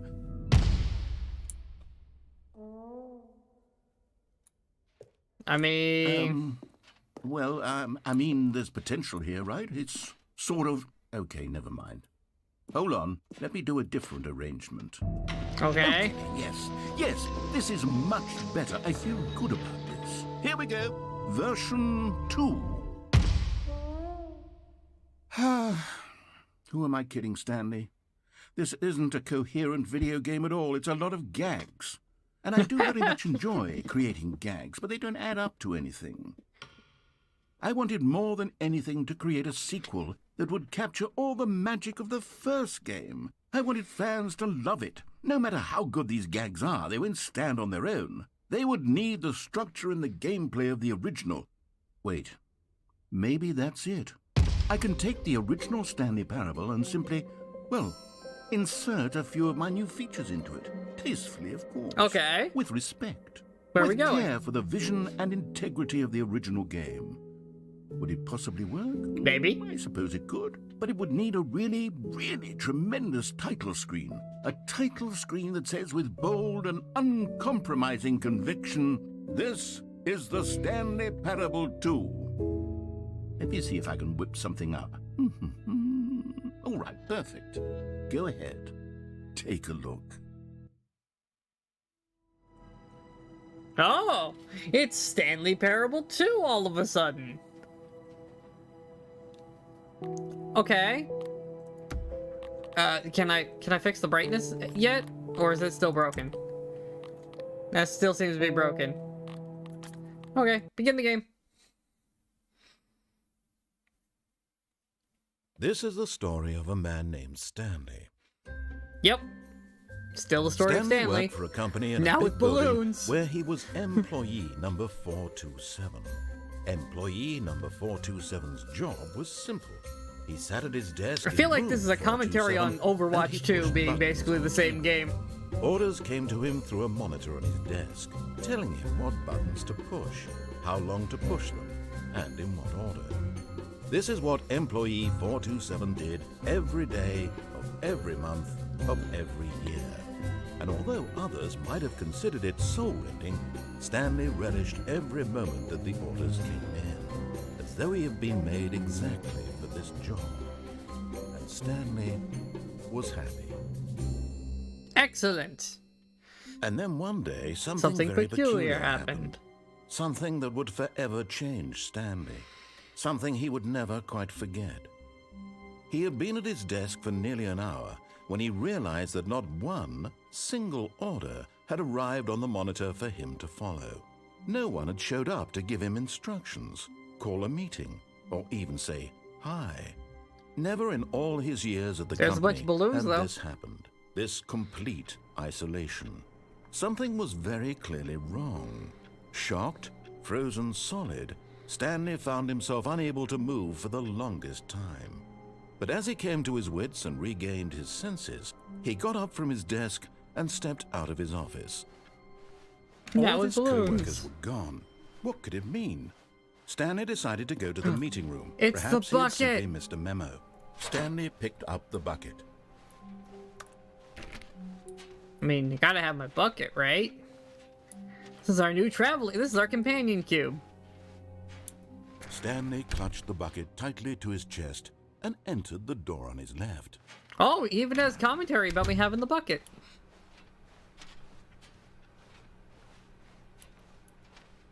Still no one was here. Stanley needed the bucket's warmth and comfort now more than ever. Perhaps his boss's office was where he'd find answers. Oh, Stanley, can you feel it? The broom closet. It wants the bucket. You can feel that, can't you? The aura of jealousy? It's as clear as day. This broom closet believes it deserves the bucket. My bucket. I can really feel it now. It's a bucket. It belongs in a broom closet. That's what the broom closet is trying to say here. It's supposed to go with the other cleaning supplies. Good for you, Stanley. Don't give in. Don't hand over the bucket. I know how hard it must be, given the pressure that the broom closet is putting on your shoulders right now, but you have to be strong. This is your bucket. This is your companion and lifelong friend. Yes, this is my Can't hand companion over. cube. Oh no. We're getting into name-calling now, it seems. Is this how low the broom closet has sunk, that it has to resort to this stream of petty insults simply in order to get you to hand over the bucket? Stanley, I never liked this broom closet for a variety of reasons. But even this is worse than I had imagined. And wait, now the broom closet has the gall to imply that you and the bucket are not truly deep and lasting friends? That your relationship is purely superficial and convenient? That your life is so banal and meaningless that you'd feel the same sort of kinship towards any inanimate object which happened to lay in your path in an even partially enticing manner? Well, I never. Go on, Stanley. Lay into it. Really tell the broom closet off for its demeaning comments. Expand on the wide variety of experiences you and the bucket have shared together. Go through each I mean, of we them lived in a point by hole for a point. while. Share your journal entries detailing the rich emotional landscape of your feelings for the bucket as they have changed and evolved over the years. Let him have it. I mean, we did spend quite a lot of time in that hole. I don't know how long it was. Okay, I've got you something which I think will help settle this debate once and for all. Here we go. There. Now it's settled. No more debate. I no have a more sticker for my discussion. bucket. Take a hike, broom closet, with all your meandering philosophical diatribes about the nature of cleaning supplies and their relationship to broom closets in the natural order of things. Yeah, this is my bucket. And I'm gonna keep it. All right, I've got a second sticker back here, and I'm going to slap it on as well because I think it's appropriate. You see, Bucket. I feel that it works because the sticker is also a bucket. That way, if you're ever unsure whether the thing you're holding is a bucket or not, you can look down at this sticker and say to yourself, ah, it's a bucket. Yep. There really is a wide variety of applications for this sticker. Got anything else for me if I just sit here and wait? There's an awful lot of me You know sitting what? here waiting. I could take the name-calling and the dismissal of your kinship with the bucket, but now the broom closet is just giving us the silent treatment. And to be honest, I'm sick of the pettiness on display. You can stay here all you like, but I've had it with this impetulant room of cleaning supplies. Easily the most childish such room I've ever been in. I'll see you outside, and we can get on with the story about you and your bucket.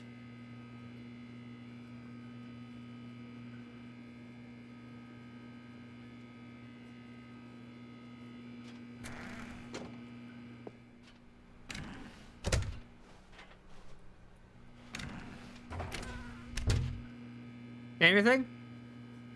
No? Okay. I thought it would be clever. But nope, just me and a bucket. Coming to a staircase, Stanley and the bucket walked upstairs to the boss's office.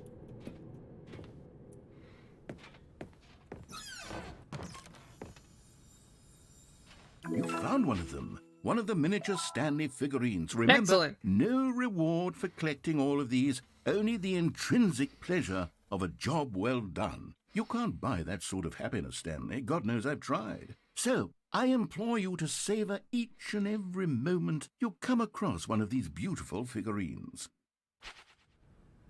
Oh, we got one.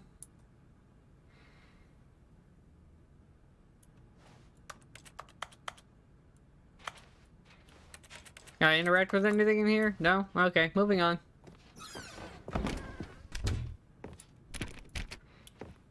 Time to break reality. Stepping into his manager's office, Stanley was once again stunned to discover not an indication of any human life. Crushed by the weight of this revelation, Stanley may have broken down into an emotional dumpster fire if not for the soothing presence of the bucket. Even now, in his darkest of hours, did the bucket's warmth and guiding light pierce the dark clouds of confusion and chaos. It would be with him always. The bucket would. And he knew it. The Yes, two of them me were and the bucket. inseparable. Forever. At this point, Stanley was so absorbed in the tender spiritual connection he shared with the bucket that he didn't notice the keypad behind the boss's desk. Nor in his bliss of simply being near the bucket did he have any notion that the pin number for the keypad was 2845. There we go. But Stanley guessed the correct code by sheer luck. Was it that the bucket knew all along? Was the bucket guiding him? Hi, Jita! Yes, this is certainly the most logical explanation. Welcome to the most chaotic and confusing video game ever created. I love it. It is so good. Another miniature Stanley figurine. This, there really must be a snappier name for these things. What about... It's one of those things where, mini-Stans? without proper context for Stanley this game, it really won't Or make sense. what about You just kind of have to play it Stanlerines? yourself. Yes, I think I like that. Another Stanlerine under your belt. To fully understand the depths of this game, you would have to play it at least a few times. But, you know, it's a fun game to play. Because it's weird.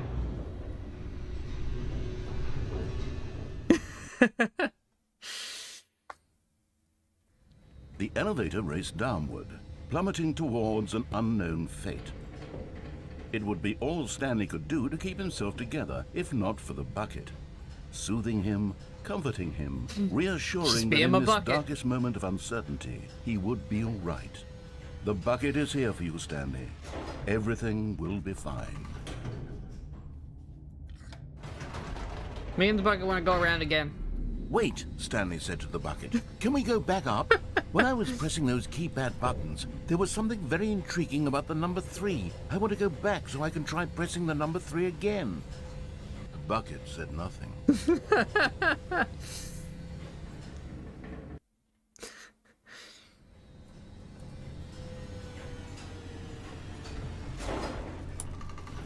Alright, he said something about the number 3, so we're gonna go press the number 3 a bunch. Here we are, said Stanley. Now I'm going to try out that number 3 button. He took the bucket over to the key. Wow, he said. The number 3 is such a special button. I'm having the time of my life. Stanley looked expectantly at the bucket, but the bucket remained silent. This was a shock to Stanley, who had always felt such a connection with the bucket. How was this not as exciting to the bucket as it was to him? Once Stanley had had enough of the number 3, he got back in the elevator. Yes, and we'll go back down again. Perhaps the bucket had missed something. Perhaps it had not seen All how much hail the joy bucket. Stanley got from slamming the number 3 repeatedly. This is our safety bucket. Our bucket is our friend. What if I go up again? No, no, no, no, no, said Stanley to the bucket. You can't go on yet. Not till you understand how much the number 3 means to me. You and I have been through so much together, and I just want you to see what I see. Feel the happiness I feel. He smiled at the bucket, and the bucket said nothing. We are in such a rabbit hole of chaotic energy, and I love it. This is what I'm here for. Here we go, said Stanley. This time I'll really show you. He ran to the number 3 and began to wail on it like a musician on a beloved instrument, weaving a concerto of truth and passion. He wielded the number 3 like a fine artist would wield a paintbrush. He told stories through the number 3, stories of his dreams and hopes and fears. And the whole time, he looked to his bucket for a reaction of some kind. Anything to let him know that the bucket appreciated what he was doing. The bucket conveyed absolutely nothing at all, only silence. Crushed by a wave of dejection, Stanley returned to the elevator. Down again. Stanley and the bucket were so close. They'd always been there for one another. Why suddenly could the bucket not connect with this passion of Stanley's? The question caused Stanley to ruminate the whole way down the elevator. He knew that there must be a way to get through to the bucket, to communicate fully with his dear friend. Surely there was a solution, mustn't there be?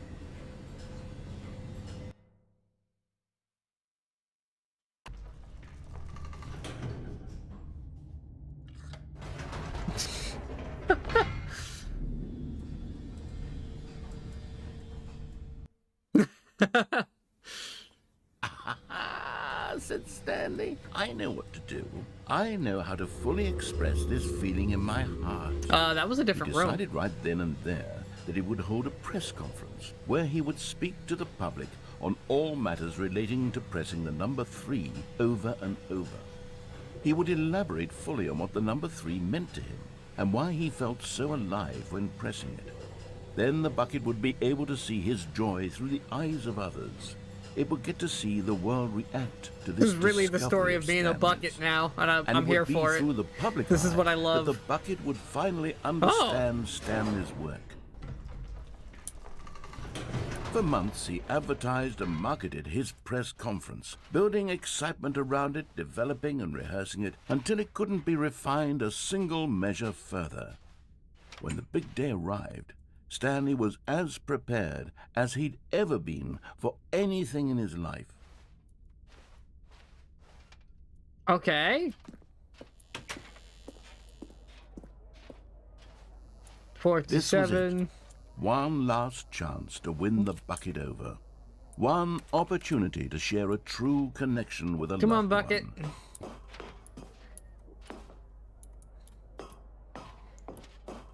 Let's, There was no one here.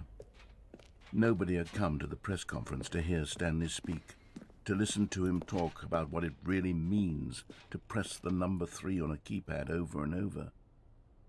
He was unloved, uninteresting, he was a failure, and in that moment Stanley knew that the bucket would never again take him seriously.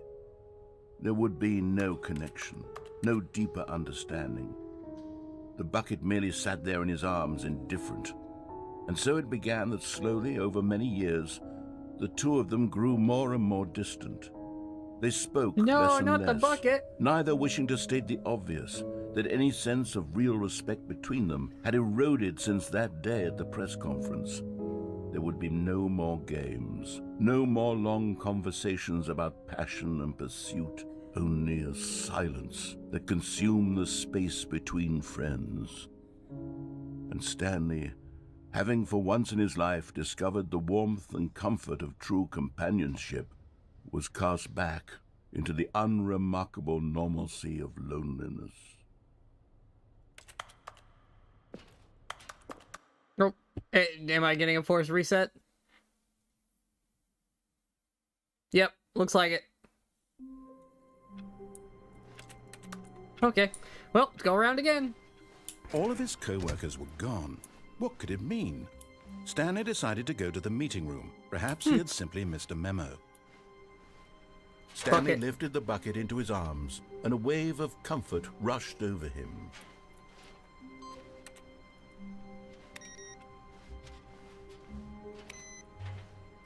Any more computers to press buttons on? I like pressing buttons. Also, I have a bucket now. Stanley clung the bucket to his cheek. Could his co-workers really all be gone? Well, time to ignore the narrator more and see what chaotic routes we end up on. There is only one way to find out. Stanley clutched the bucket tightly to his chest. Nope. This was not the correct way to the meeting room, but Stanley had felt the bucket calling to him, telling him that the employee lounge was simply the place to be. And here it was. Had the bucket turned out to be correct? Was this better than the meeting room? Yes. Yes, Stanley thought to himself. Yes, perhaps it truly was. How? No, never mind. The bucket was wrong. Stanley took the door on his left to go back to the meeting room. No, he didn't. We're going to No, ignore everything he Said the tells me. bucket. Don't go to the meeting room. Go somewhere else. The cargo lift, yes. Go there. Go to the cargo lift. It's a very interesting take on the original route.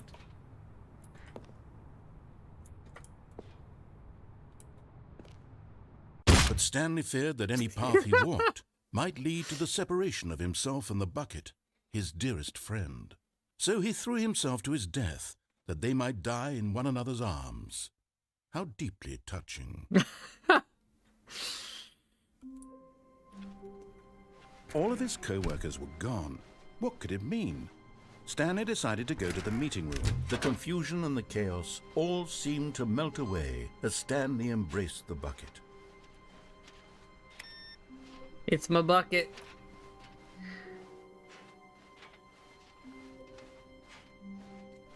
Stanley clutched the bucket No, he tightly didn't. to his... This was not the correct way to the meeting room, but Stanley had Yo. felt the bucket calling to him, telling him that the employee lounge was simply the place to be.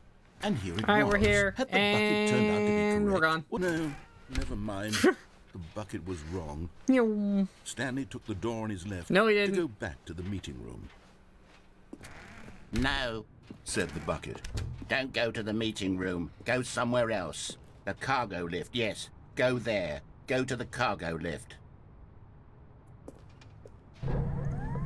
Good, Said the bucket. now ride the lift all the way to the top. There's something up there I need you to do. Stanley did not question why or how this bucket was speaking to him. It should have alarmed him, of course, because buckets can't talk. But Stanley chose not to think about this obvious fact. He was firmly convinced that the bucket had spoken to him, and he unthinkingly did whatever the bucket asked. No, he didn't.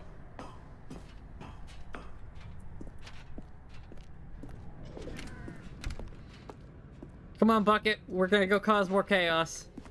Let's go, friend. No, stop. Look there on the wall. You see, there's a sign right there. It says, "No buckets past this point." Stanley, No. how could you think it was okay to bring the bucket here? But my Unless- bucket! What if the problem is that you actually don't know what is a bucket and what isn't a bucket? I suppose that would explain a lot about your behavior up to this point. Which, if that's true, well, my goodness. I think we have to do something about it. This misunderstanding could have dire consequences on the entire rest of the game if not addressed quickly and properly. So much of the impact of the story is dependent on your understanding of what is and isn't a bucket. But my bucket. Please, step in here for a moment. Okay. It's awfully dark in here. Oh. Now then, I'm going to run you through some test scenarios, and you'll tell me whether or not the thing I'm showing Wrong you answers is a only, got bucket. Simple enough, right? I'm gonna be that This should anime tell us meme. everything Is this we'll a bucket? ever need to know To everything about that's what not a is bucket. or is not a bucket. Okay, let's begin. Item 1. Is this a bucket? No. Correct. It is a hologram What? of a bucket, not an actual bucket. That's cheating.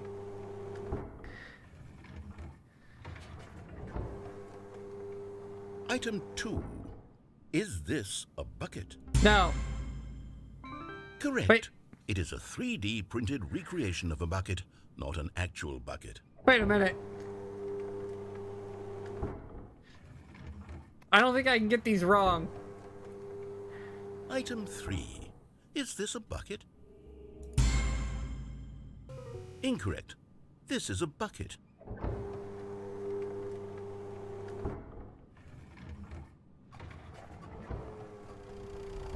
Item 4. Is this a bucket? What? Are you hallucinating? This is a tractor. It's an enormous machine that tills the earth. I thought this was a gimmick.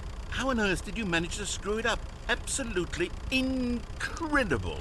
Let's just move on to the It's a next one. bucket. I don't know what you're talking about.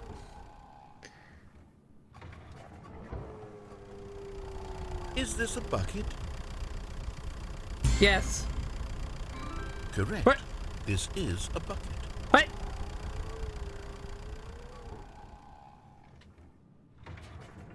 Now I'm confused. Item 6. Is this a bucket? No. Trick question. Both. Gotcha. Huh? This game show's confusing. Wait, hold on. I can't find the next one. Let me see. It should be around here somewhere.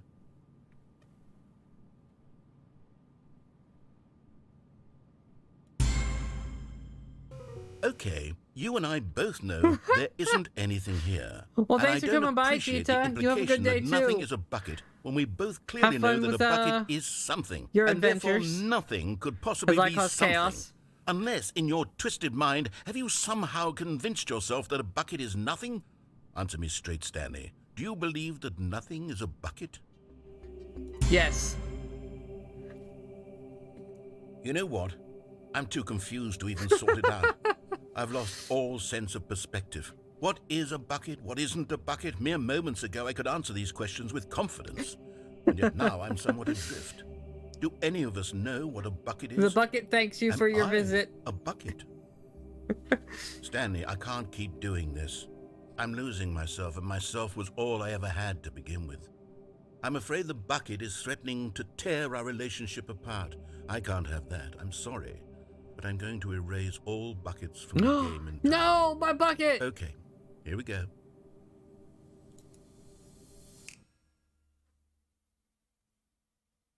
What happened? Is everything gone? Why did everything disappear? Wait, was everything a bucket? Yes. Every single thing in the game was a bucket. Oh my God, I had no idea. How could... except me. I'm not a bucket after all. And you, Stanley, you're still here. You're not a bucket either. Oh, this is wonderful news. We're not buckets. Yes, I actually feel much more at ease right now. It's delightful to get some clarity on that issue, but it doesn't change the fact that we haven't got a game. So, tell you what, I'll reset everything and we'll put back all of the buckets, okay? Oh And no, we'll what's about know to that happen? it's all a bucket. But if you run into anyone else, maybe don't mention that. Who knows what that information might do to a person? Oh no. All right, here we go. What kind of chaos did we just unleash?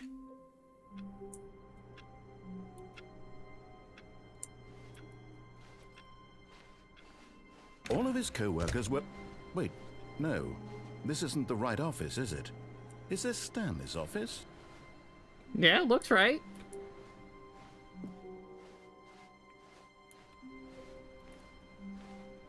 Do I have an input computer? No, doesn't look like it. Warmth spread through Stanley's arms. With the bucket in his arms again, he was home.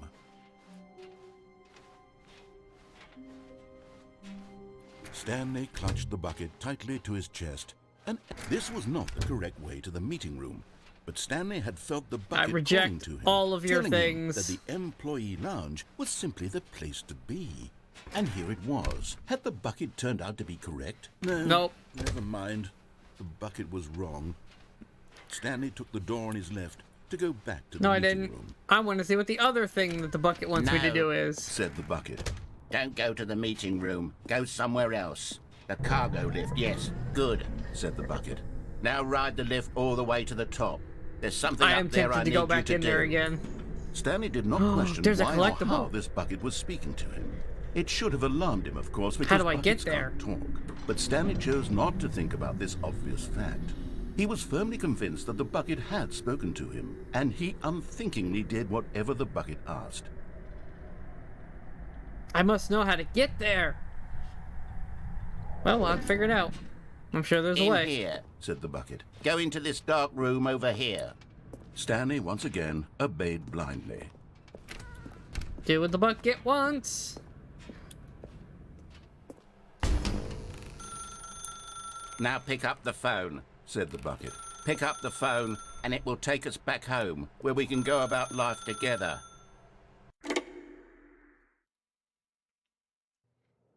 This is the sad story of a man named Stanley and his bucket. Once upon a time, I gave Stanley a bucket because I thought he was lonely and could use a friend. And then, very distressingly, he began to believe the bucket could speak to him. The bucket is my friend. Hello, bucket.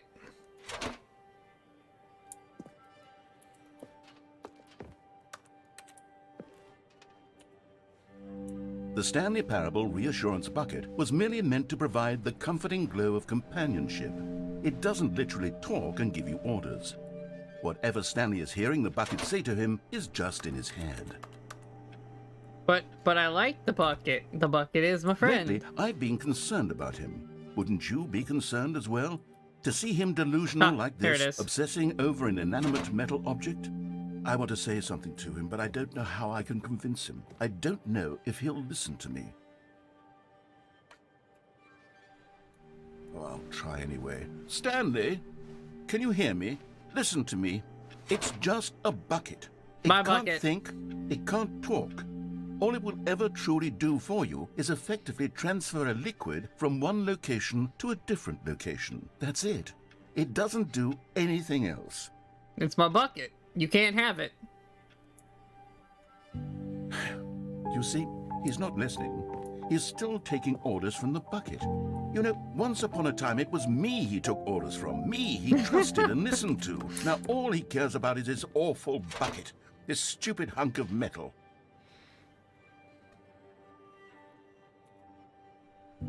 It's sad, but I suppose he doesn't need me anymore. From now on, he's just going to cling to this bucket, this cold, empty bucket, this sort of shiny bucket. Well, I'll give it this. The bucket does have a nice shine to it. Shiny. Yes, I suppose on closer inspection that it doesn't quite look like your average hardware store bucket. It's just a little more, what am I trying to say? Sturdier, more capable of transporting liquid. Like it would be better at moving an amount of water from one room to another. Okay. Oh my God, what am I saying? Better at carrying water from room to room. It's a bucket. It's literally just a bucket. Yep. Why But do it's I my feel some bucket. need to point out the ways in which it's so much more than just a regular bucket? It's got stickers on it. Oh no, I'm having feelings for the bucket. No, no, no, no, no, no, no, no. What's going on? Why do I want to be with the bucket? Hear what the bucket has to say. Do anything it asks. What's wrong with me? I don't understand. Perhaps if I had the bucket, this would be less confusing. Yes, the bucket could Embrace tell me the what to bucket. do in this troublesome situation. Embrace Stanley, the bucket. give me the bucket. No, give my it to me. bucket. Give me the bucket, Stanley. I need it. Give it to me now. Give it, or I'll... My bucket.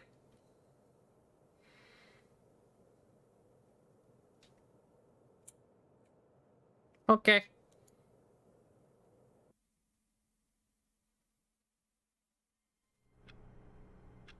Do we dare take the bucket again? Wait, Stanley thought to himself. Am I sure that the orders stopped coming in? How is that possible?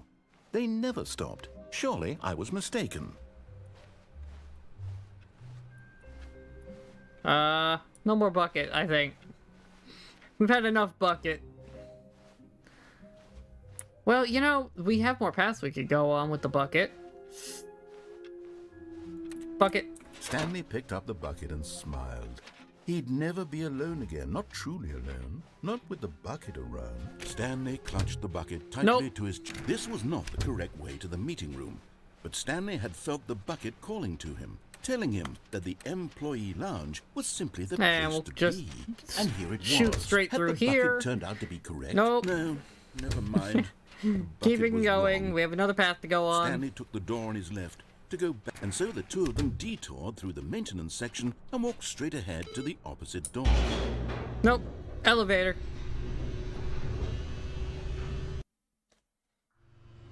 Oh, good, Stanley. I'm glad you found your way here. I knew you'd find this place eventually. You see, your friends and I are concerned for you, Stanley.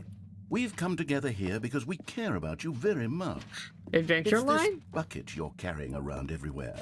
It's my The bucket. isn't even from the original Stanley Parable. It's just sequel content. We're the ones that matter, Stanley. Classic characters from the first game, like the Adventure Line and the Broom Closet. Because that's what fans want from a sequel. They want more of their favorite jokes, not this bucket that they've never seen before. Yes, I know I'm the one who gave you the bucket, but you're spending too much time with it. Don't you want another story involving the Adventure Line? We could make the Adventure Line go somewhere new. Yes, yes, that's what the fans want. Okay. Let's do it. Okay, we're going on an... Oh, can I go in the broom closet? Now that he's done talking, can I just stand in here? No? Okay, I thought he'd have something clever to say. Adventure Line with a bucket! Let's go. Whee! Look at that wacky line. Who knows where it'll go off to next? Oh, and it played some silly music as well.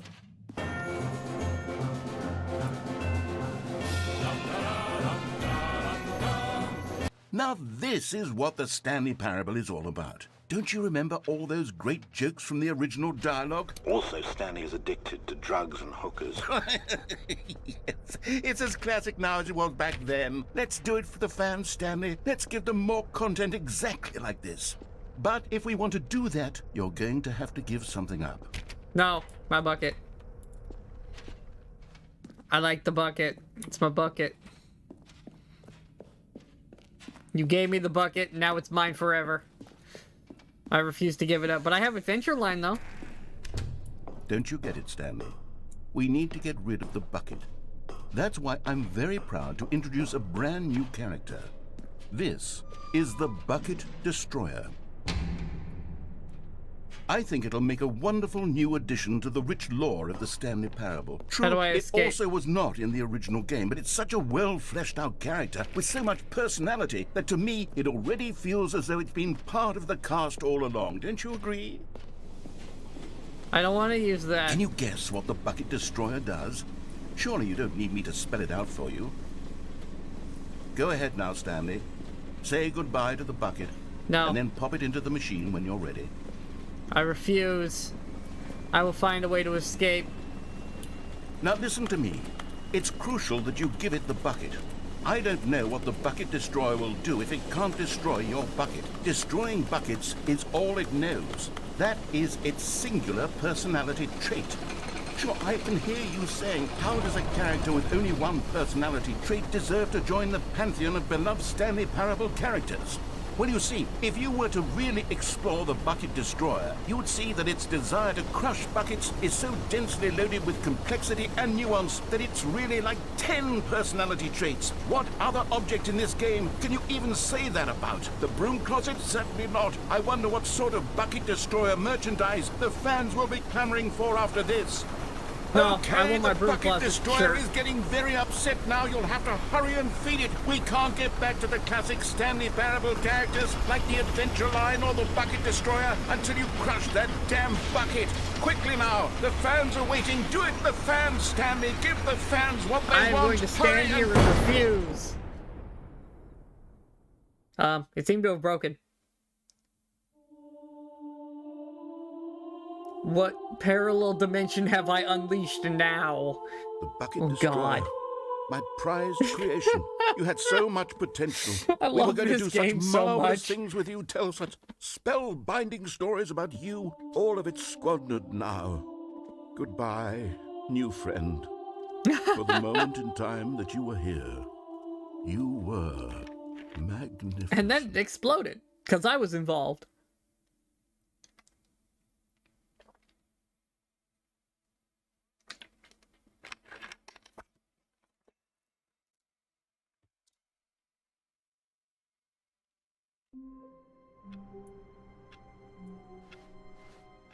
All of his co-workers were gone. What could it mean? The balloons are decided to still go to here, the which means meeting the room. bucket's Perhaps still he had here. simply missed a memo.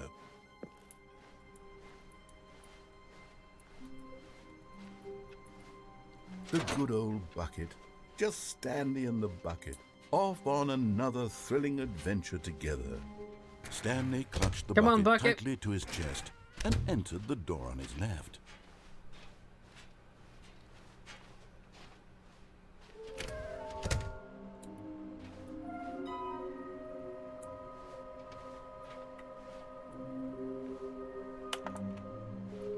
Yep, they're talking about the statues. I feel like I can find more. Stanley, we must move on from this broom closet, simply because I have no remaining stickers. If I did, you can guarantee we'd be in here for hours. But alas, no stickers. Aw, but I like stickers.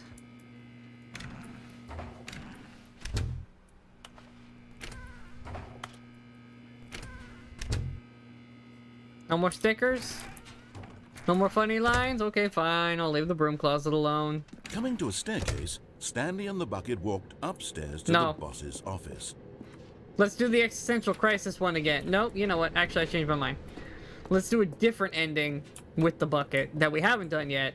And then we'll start repeating endings, but with the bucket. Just to see what's different, if anything. Yeah, I did already get that one, I guess.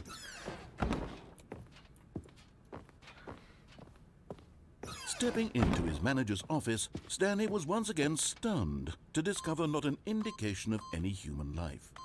Crushed, but Stanley guessed the correct code by sheer luck. I mean, it's not sheer luck. I remembered it from the last Was time. the bucket guiding him? Yes, this is certainly the most logical explanation.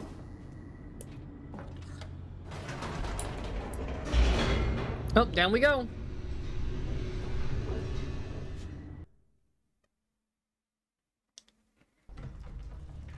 Fantastic. Stanley and the bucket walked straight ahead through the large door that read, Nope. Mind Control Facility. Although this passageway had the word escape written on it, the truth was that at the end of this hall, Stanley and the bucket would both meet a violent death. Come along, bucket. The door behind them was not shut. Stanley and the bucket still had every opportunity to turn around and get back on track. I At this refuse. point, Stanley and the bucket were knowingly walking forward into a very painful death for each of them.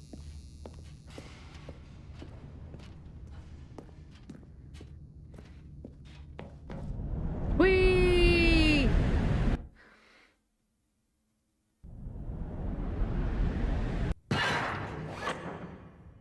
Well, I have my bucket.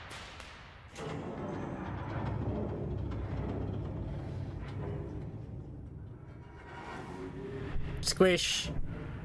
As the machine whirred into motion and Stanley and the bucket inched closer to their demise, Stanley reflected on how meaningless the bucket's warmth and comfort had turned out to be. To be sure, it puts the mind and the soul at ease to embrace the bucket, but what use is a sense of ease when you're about to be crushed to death? This is what Stanley thought to himself, and he sort of kicked himself for wasting so much time carrying a bucket everywhere. Farewell, Stanley.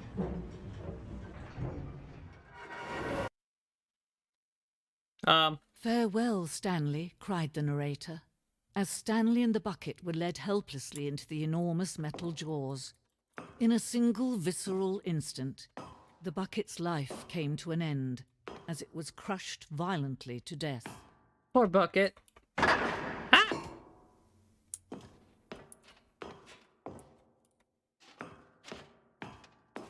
Oh. It was a shame, the death of such a magnificent bucket. It's true that all buckets are radiant in their own way, but this one stood above the rest. It was a glorious bucket to behold. Oh, I lost my bucket.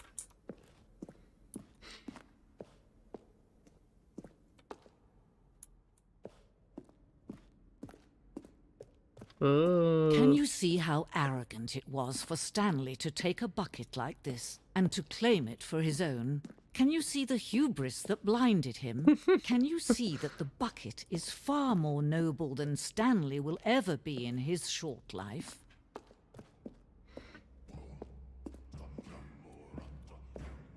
Interesting. We've fallen into some sort of parallel man can dimension own here. A bucket, and certainly not a bucket as dazzling to behold as this one. It is man who should kneel before the bucket. I see a hole. Oh. I have a bucket! But there is something we can do. Something we can do together, you and I, that will right this terrible wrong. Let Stanley die. Let him be crushed by the machine. Don't reset the game. Don't give him another opportunity to run off with another beautiful bucket. We can save the world's buckets from their treatment as tools and implements if only we let Stanley die together. The bucket shall take its place as ruler, as leader, as commander of a new world, a new vision of... Squish.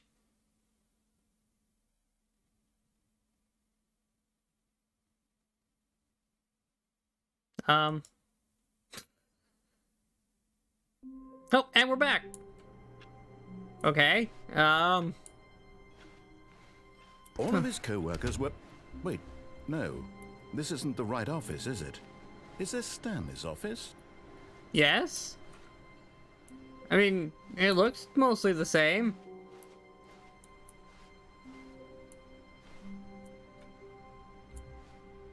More or less. Doesn't really change that much. Where are we going today? The bucket asked. Stanley just smiled. Anywhere they went together would be... Stanley clutched the bucket tightly to his chest and entered the door on his left. Well, there are still a bunch of secrets to be had. Not that I know where to find them. Stanley, we must move on from this broom closet, simply because I have no remaining stickers. If I did, coming to a staircase, Stanley and the bucket walked upstairs to the boss's office. Yes, boss's office. Run in here. Stepping into his manager's office, Stanley was once again stunned to 2, 8, discover 4, not an 5. indication of any human life. Crushed by... But Job Stanley done. guessed Moving the on. correct code by sheer luck. Was it that the bucket knew all along? Was the bucket guiding him? Yes, this is certainly the most logical explanation. And button.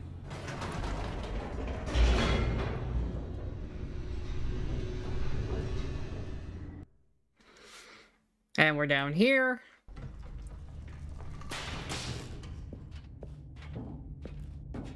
Stanley and the bucket walked straight ahead through the large door that read, Mind Control Facility.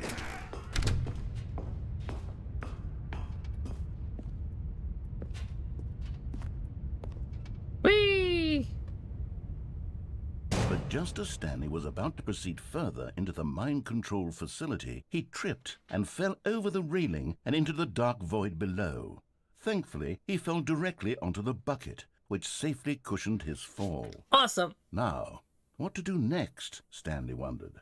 Stanley and the bucket could find no way out of this enormous pit, and so eventually they decided that the best thing to do would be to simply get comfortable down here. So they set up a little couch and relaxed. Oh. It really wasn't so bad down here, a bit cold perhaps. Oh. After some time had gone by, they installed a few shelves as well, and a sort of kitchenette that was useful for when the bucket was craving paninis. Nice.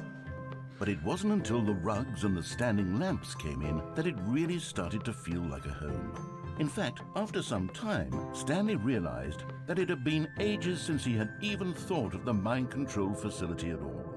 He'd never gotten to fully explore what was up there, never been able to unearth the many mysteries of the mind control facility. This lack of closure began to eat at him. Soon he was dwelling on his regrets, and the state of their home slowly decayed as Stanley became withdrawn and neglected the cleaning. Uh-oh. It unsettled the bucket deeply. Stanley wasn't usually like this. The bucket tried to reach out to him again and again, but to no avail. All Stanley could think about, all he could talk about, was going back, doing it over again, staying on the path. It was a mistake to leave the path. It was a mistake. It was a mistake. I need to do what the narrator says. I need to see the true ending. There is no This true made no ending. sense The at end all is to the never. bucket, which was simply trying to live its life down here as comfortably as possible. Yet Stanley was unconsolable. The end is This never. isn't an ending. This is just a hole in the ground. The bucket sighed. True, it wasn't an ending. But it's where we happen to be. And maybe, possibly, if we accept the reality of things, maybe this will become an ending eventually. I It's mean, what the bucket was counting on. technically everything's an ending The two of eventually. them waited for a very long time. And then I was force reloaded. Cool. That's what I was waiting for. How long was I sitting there? Stanley wondered to himself. Minutes? Days? Centuries? Did something crucial happen while my senses were turned? He made a note to be more careful with time from now on. Yeah. A good bucket, a strong bucket, a humble bucket, a committed bucket, a bucket of culture and distinction. Let's go, Stanley bucket. clutched the bucket tightly to his chest and entered the door on his left. Yes, yes. Door on the left. Into the meeting room. Hi, meeting room. Still haven't figured out where more of those are yet. Hi, broom closet. You got nothing for me. Coming to a staircase, Stanley and the bucket walked upstairs to the boss's office. Through here. Stepping into his manager's office, Stanley was once again stunned to discover not an indication of any human life. Random button, But sure. Stanley Open guessed the door. correct code by sheer luck. Was it that the bucket knew all along? Was the bucket guiding him? Yes, Doors open. This is Run certainly through the most here. logical explanation. Down we go.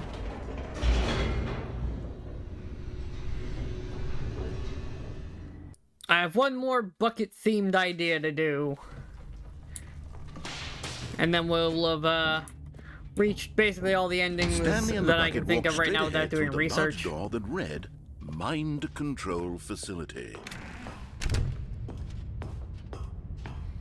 And button. The lights rose on an enormous room packed with television screens. What horrible secret did this place hold? Stanley and the bucket both wondered to themselves.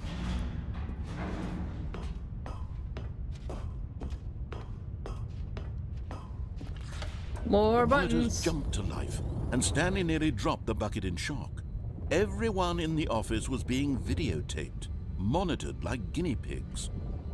The bucket had never seen anything like this, and it very nearly burst into tears as Stanley cradled it gently, reassuring it Let's that go, bucket. everything would be fine. We gotta get to the last room of the main path. So Was that the I can bucket turn under the on the mind control device. facility's influence as well? Had the bucket been told to do things it didn't wish to do? What kinds of things does a bucket want to do or not want to do in the first place?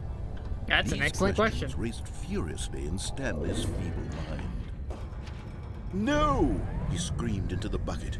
He couldn't accept it. Up we His go. own life in someone else's control. Never! He squeezed the bucket tighter. His one friend in the entire world. At this point, he could trust no one except for the bucket. All hail bucket. But here was the proof. The heart of the operation. Controls labeled with emotions, happy or sad or content. Walking, eating, working, all of it monitored and commanded from this very place. And as the cold reality of his past began to sink in, Stanley decided that this machinery would never again exert its terrible power over another human life. But at the last second, the bucket jumped in and pressed the button to turn on the controls. Stanley gasped in horror. Good job, Had this bucket. been the bucket's plan all along? To take over the machine and claim the power for itself? How could the bucket have betrayed him like this? Stanley was prepared to throw the bucket away in disgust when suddenly an image appeared upon the enormous screen. Birds. Silly, silly birds. The control buttons became active again.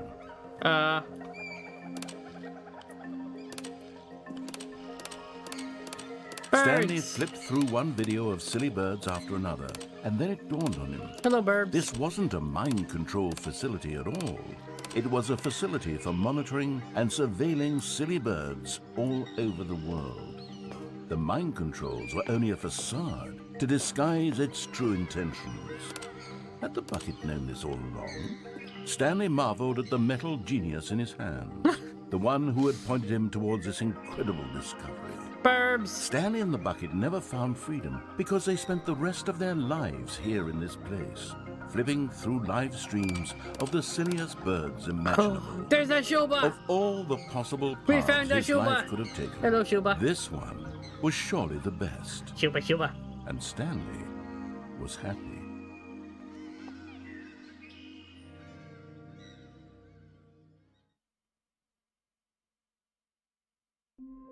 Nope. Oh, the room's different. All of his co-workers were gone. What could it mean? Stanley decided to go to the meeting room. Perhaps he had simply missed a memo. Ah, the embrace of an old friend. A weathered companionship that stands the test of time. I mean, we'll take the bucket for curious endings. Stanley clutched the bucket tightly to his chest and entered the door. Was that the only thing that's different? It's just a blue room?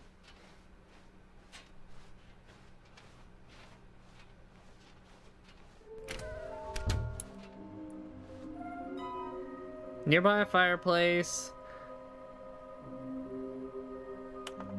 Oh, it's the ones where they're at. Okay.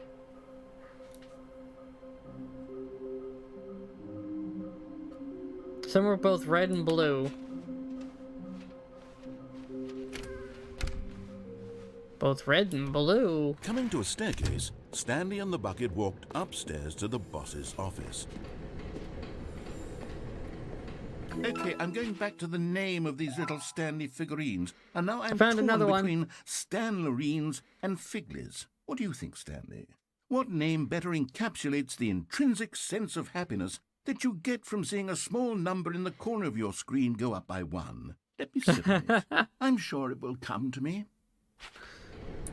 Onward to more chaos.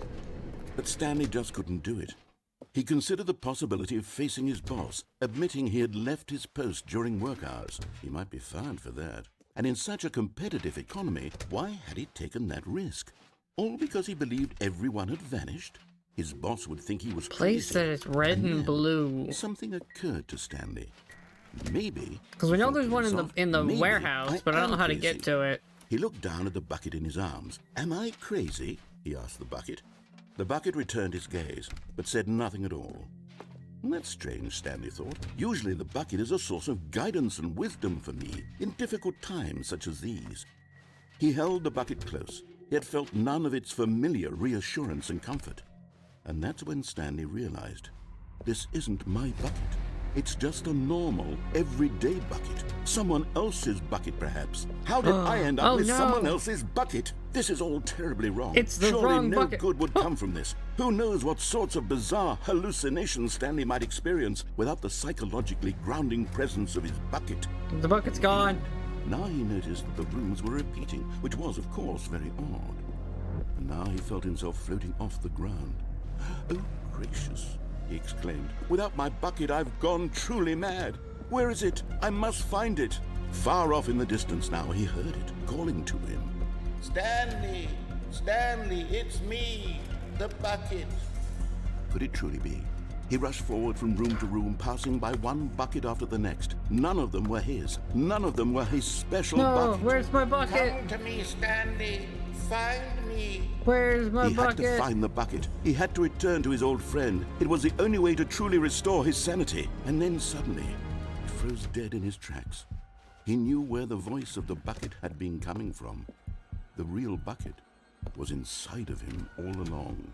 Oh It was no. incredibly painful. Stanley doubled over in agony and blacked out. Bleh. Is it a unique ending This or is the story of a woman named Mariella. no? Is this the same ending? Mariella woke up on a day like any other. She arose, got dressed, picked up her bucket of comfort and security, and walked to her place of work. But on this particular day, her walk was interrupted by the body of a man who had stumbled through She town, has a bucket talking now. and screaming to himself, and then collapsed dead on the sidewalk. Right away, she knew what the problem was. This man had no bucket. Of course he'd gone mad. ranting and raving about a narrator describing all of his actions and how everything is predetermined and free will is an illusion and it's all just a video game. It could all have been prevented if only he'd taken his bucket. Always with him. don't leave home without your Perhaps bucket. He didn't even realize he'd forgotten his bucket at home in the first place. How cruel the world can be, Mariella thought, and she hugged her own bucket even tighter. But of course, she had no time for this. There were a myriad of confusing problems she would soon have to confront at work, for which her bucket would provide absolute guidance and total clarity on everything. Heck yes, she thought to herself, my life kicks ass. And she backflipped all the way to work. Well then. Alright, so the world seems to have gone back to normal, and we've gone through a large number of the endings. So I think, with that, is where we will take a break for today. I'm not sure if it's Ultimate Deluxe or 2 at this point, but it's Stanley Parable, but with new stuff and a bucket. I'm not really sure why there's a bucket, but there's a bucket. But yeah, for now, that's where we're gonna wrap up. I might come back to this if I can find any more unique things I want to do on stream. But we've done most of the endings I can think of. I kind of want to get those collectibles. We'll see if we'll come back to this. I'm not sure yet. I'm a little undecided on doing another one of these. But yeah, tomorrow morning, we're picking up a new game. Here, let's actually jump over to here. There we go. So yeah, we got another game slated for tomorrow morning, my time. Late night for the North America crowd. South America crowd too, really. The Americas. But yeah, I got another new game coming up. We're gonna play some Rogue Legacy 2, which isn't really new since I've technically already played it before on stream. And I have been playing it off stream because it's just a fun game, but it's a roguelike, so I don't feel like that's a big deal because, well, who knows what I'm going to end up with and if I'm even going to have a good run. It's one of those games where the upgrades that you get help, but it really does come down to a little bit of luck and some skill. So, you know, that'll be fun. So we'll be doing that in the morning. I expect that stream to be a long one. So look forward to that. And yeah, I'm still working on some ideas for the birthday stream on the 9th. So I hope a bunch of people come out for that and maybe join me in some games. We'll have some fun. And yeah, I'll have more game rooms up too after the morning stream tomorrow, once I decide what we're doing and see how long we spend in Rogue Legacy. But for now, that's where I'm gonna stop for today. So thanks everybody who came by, and I will see you all next time. Bye!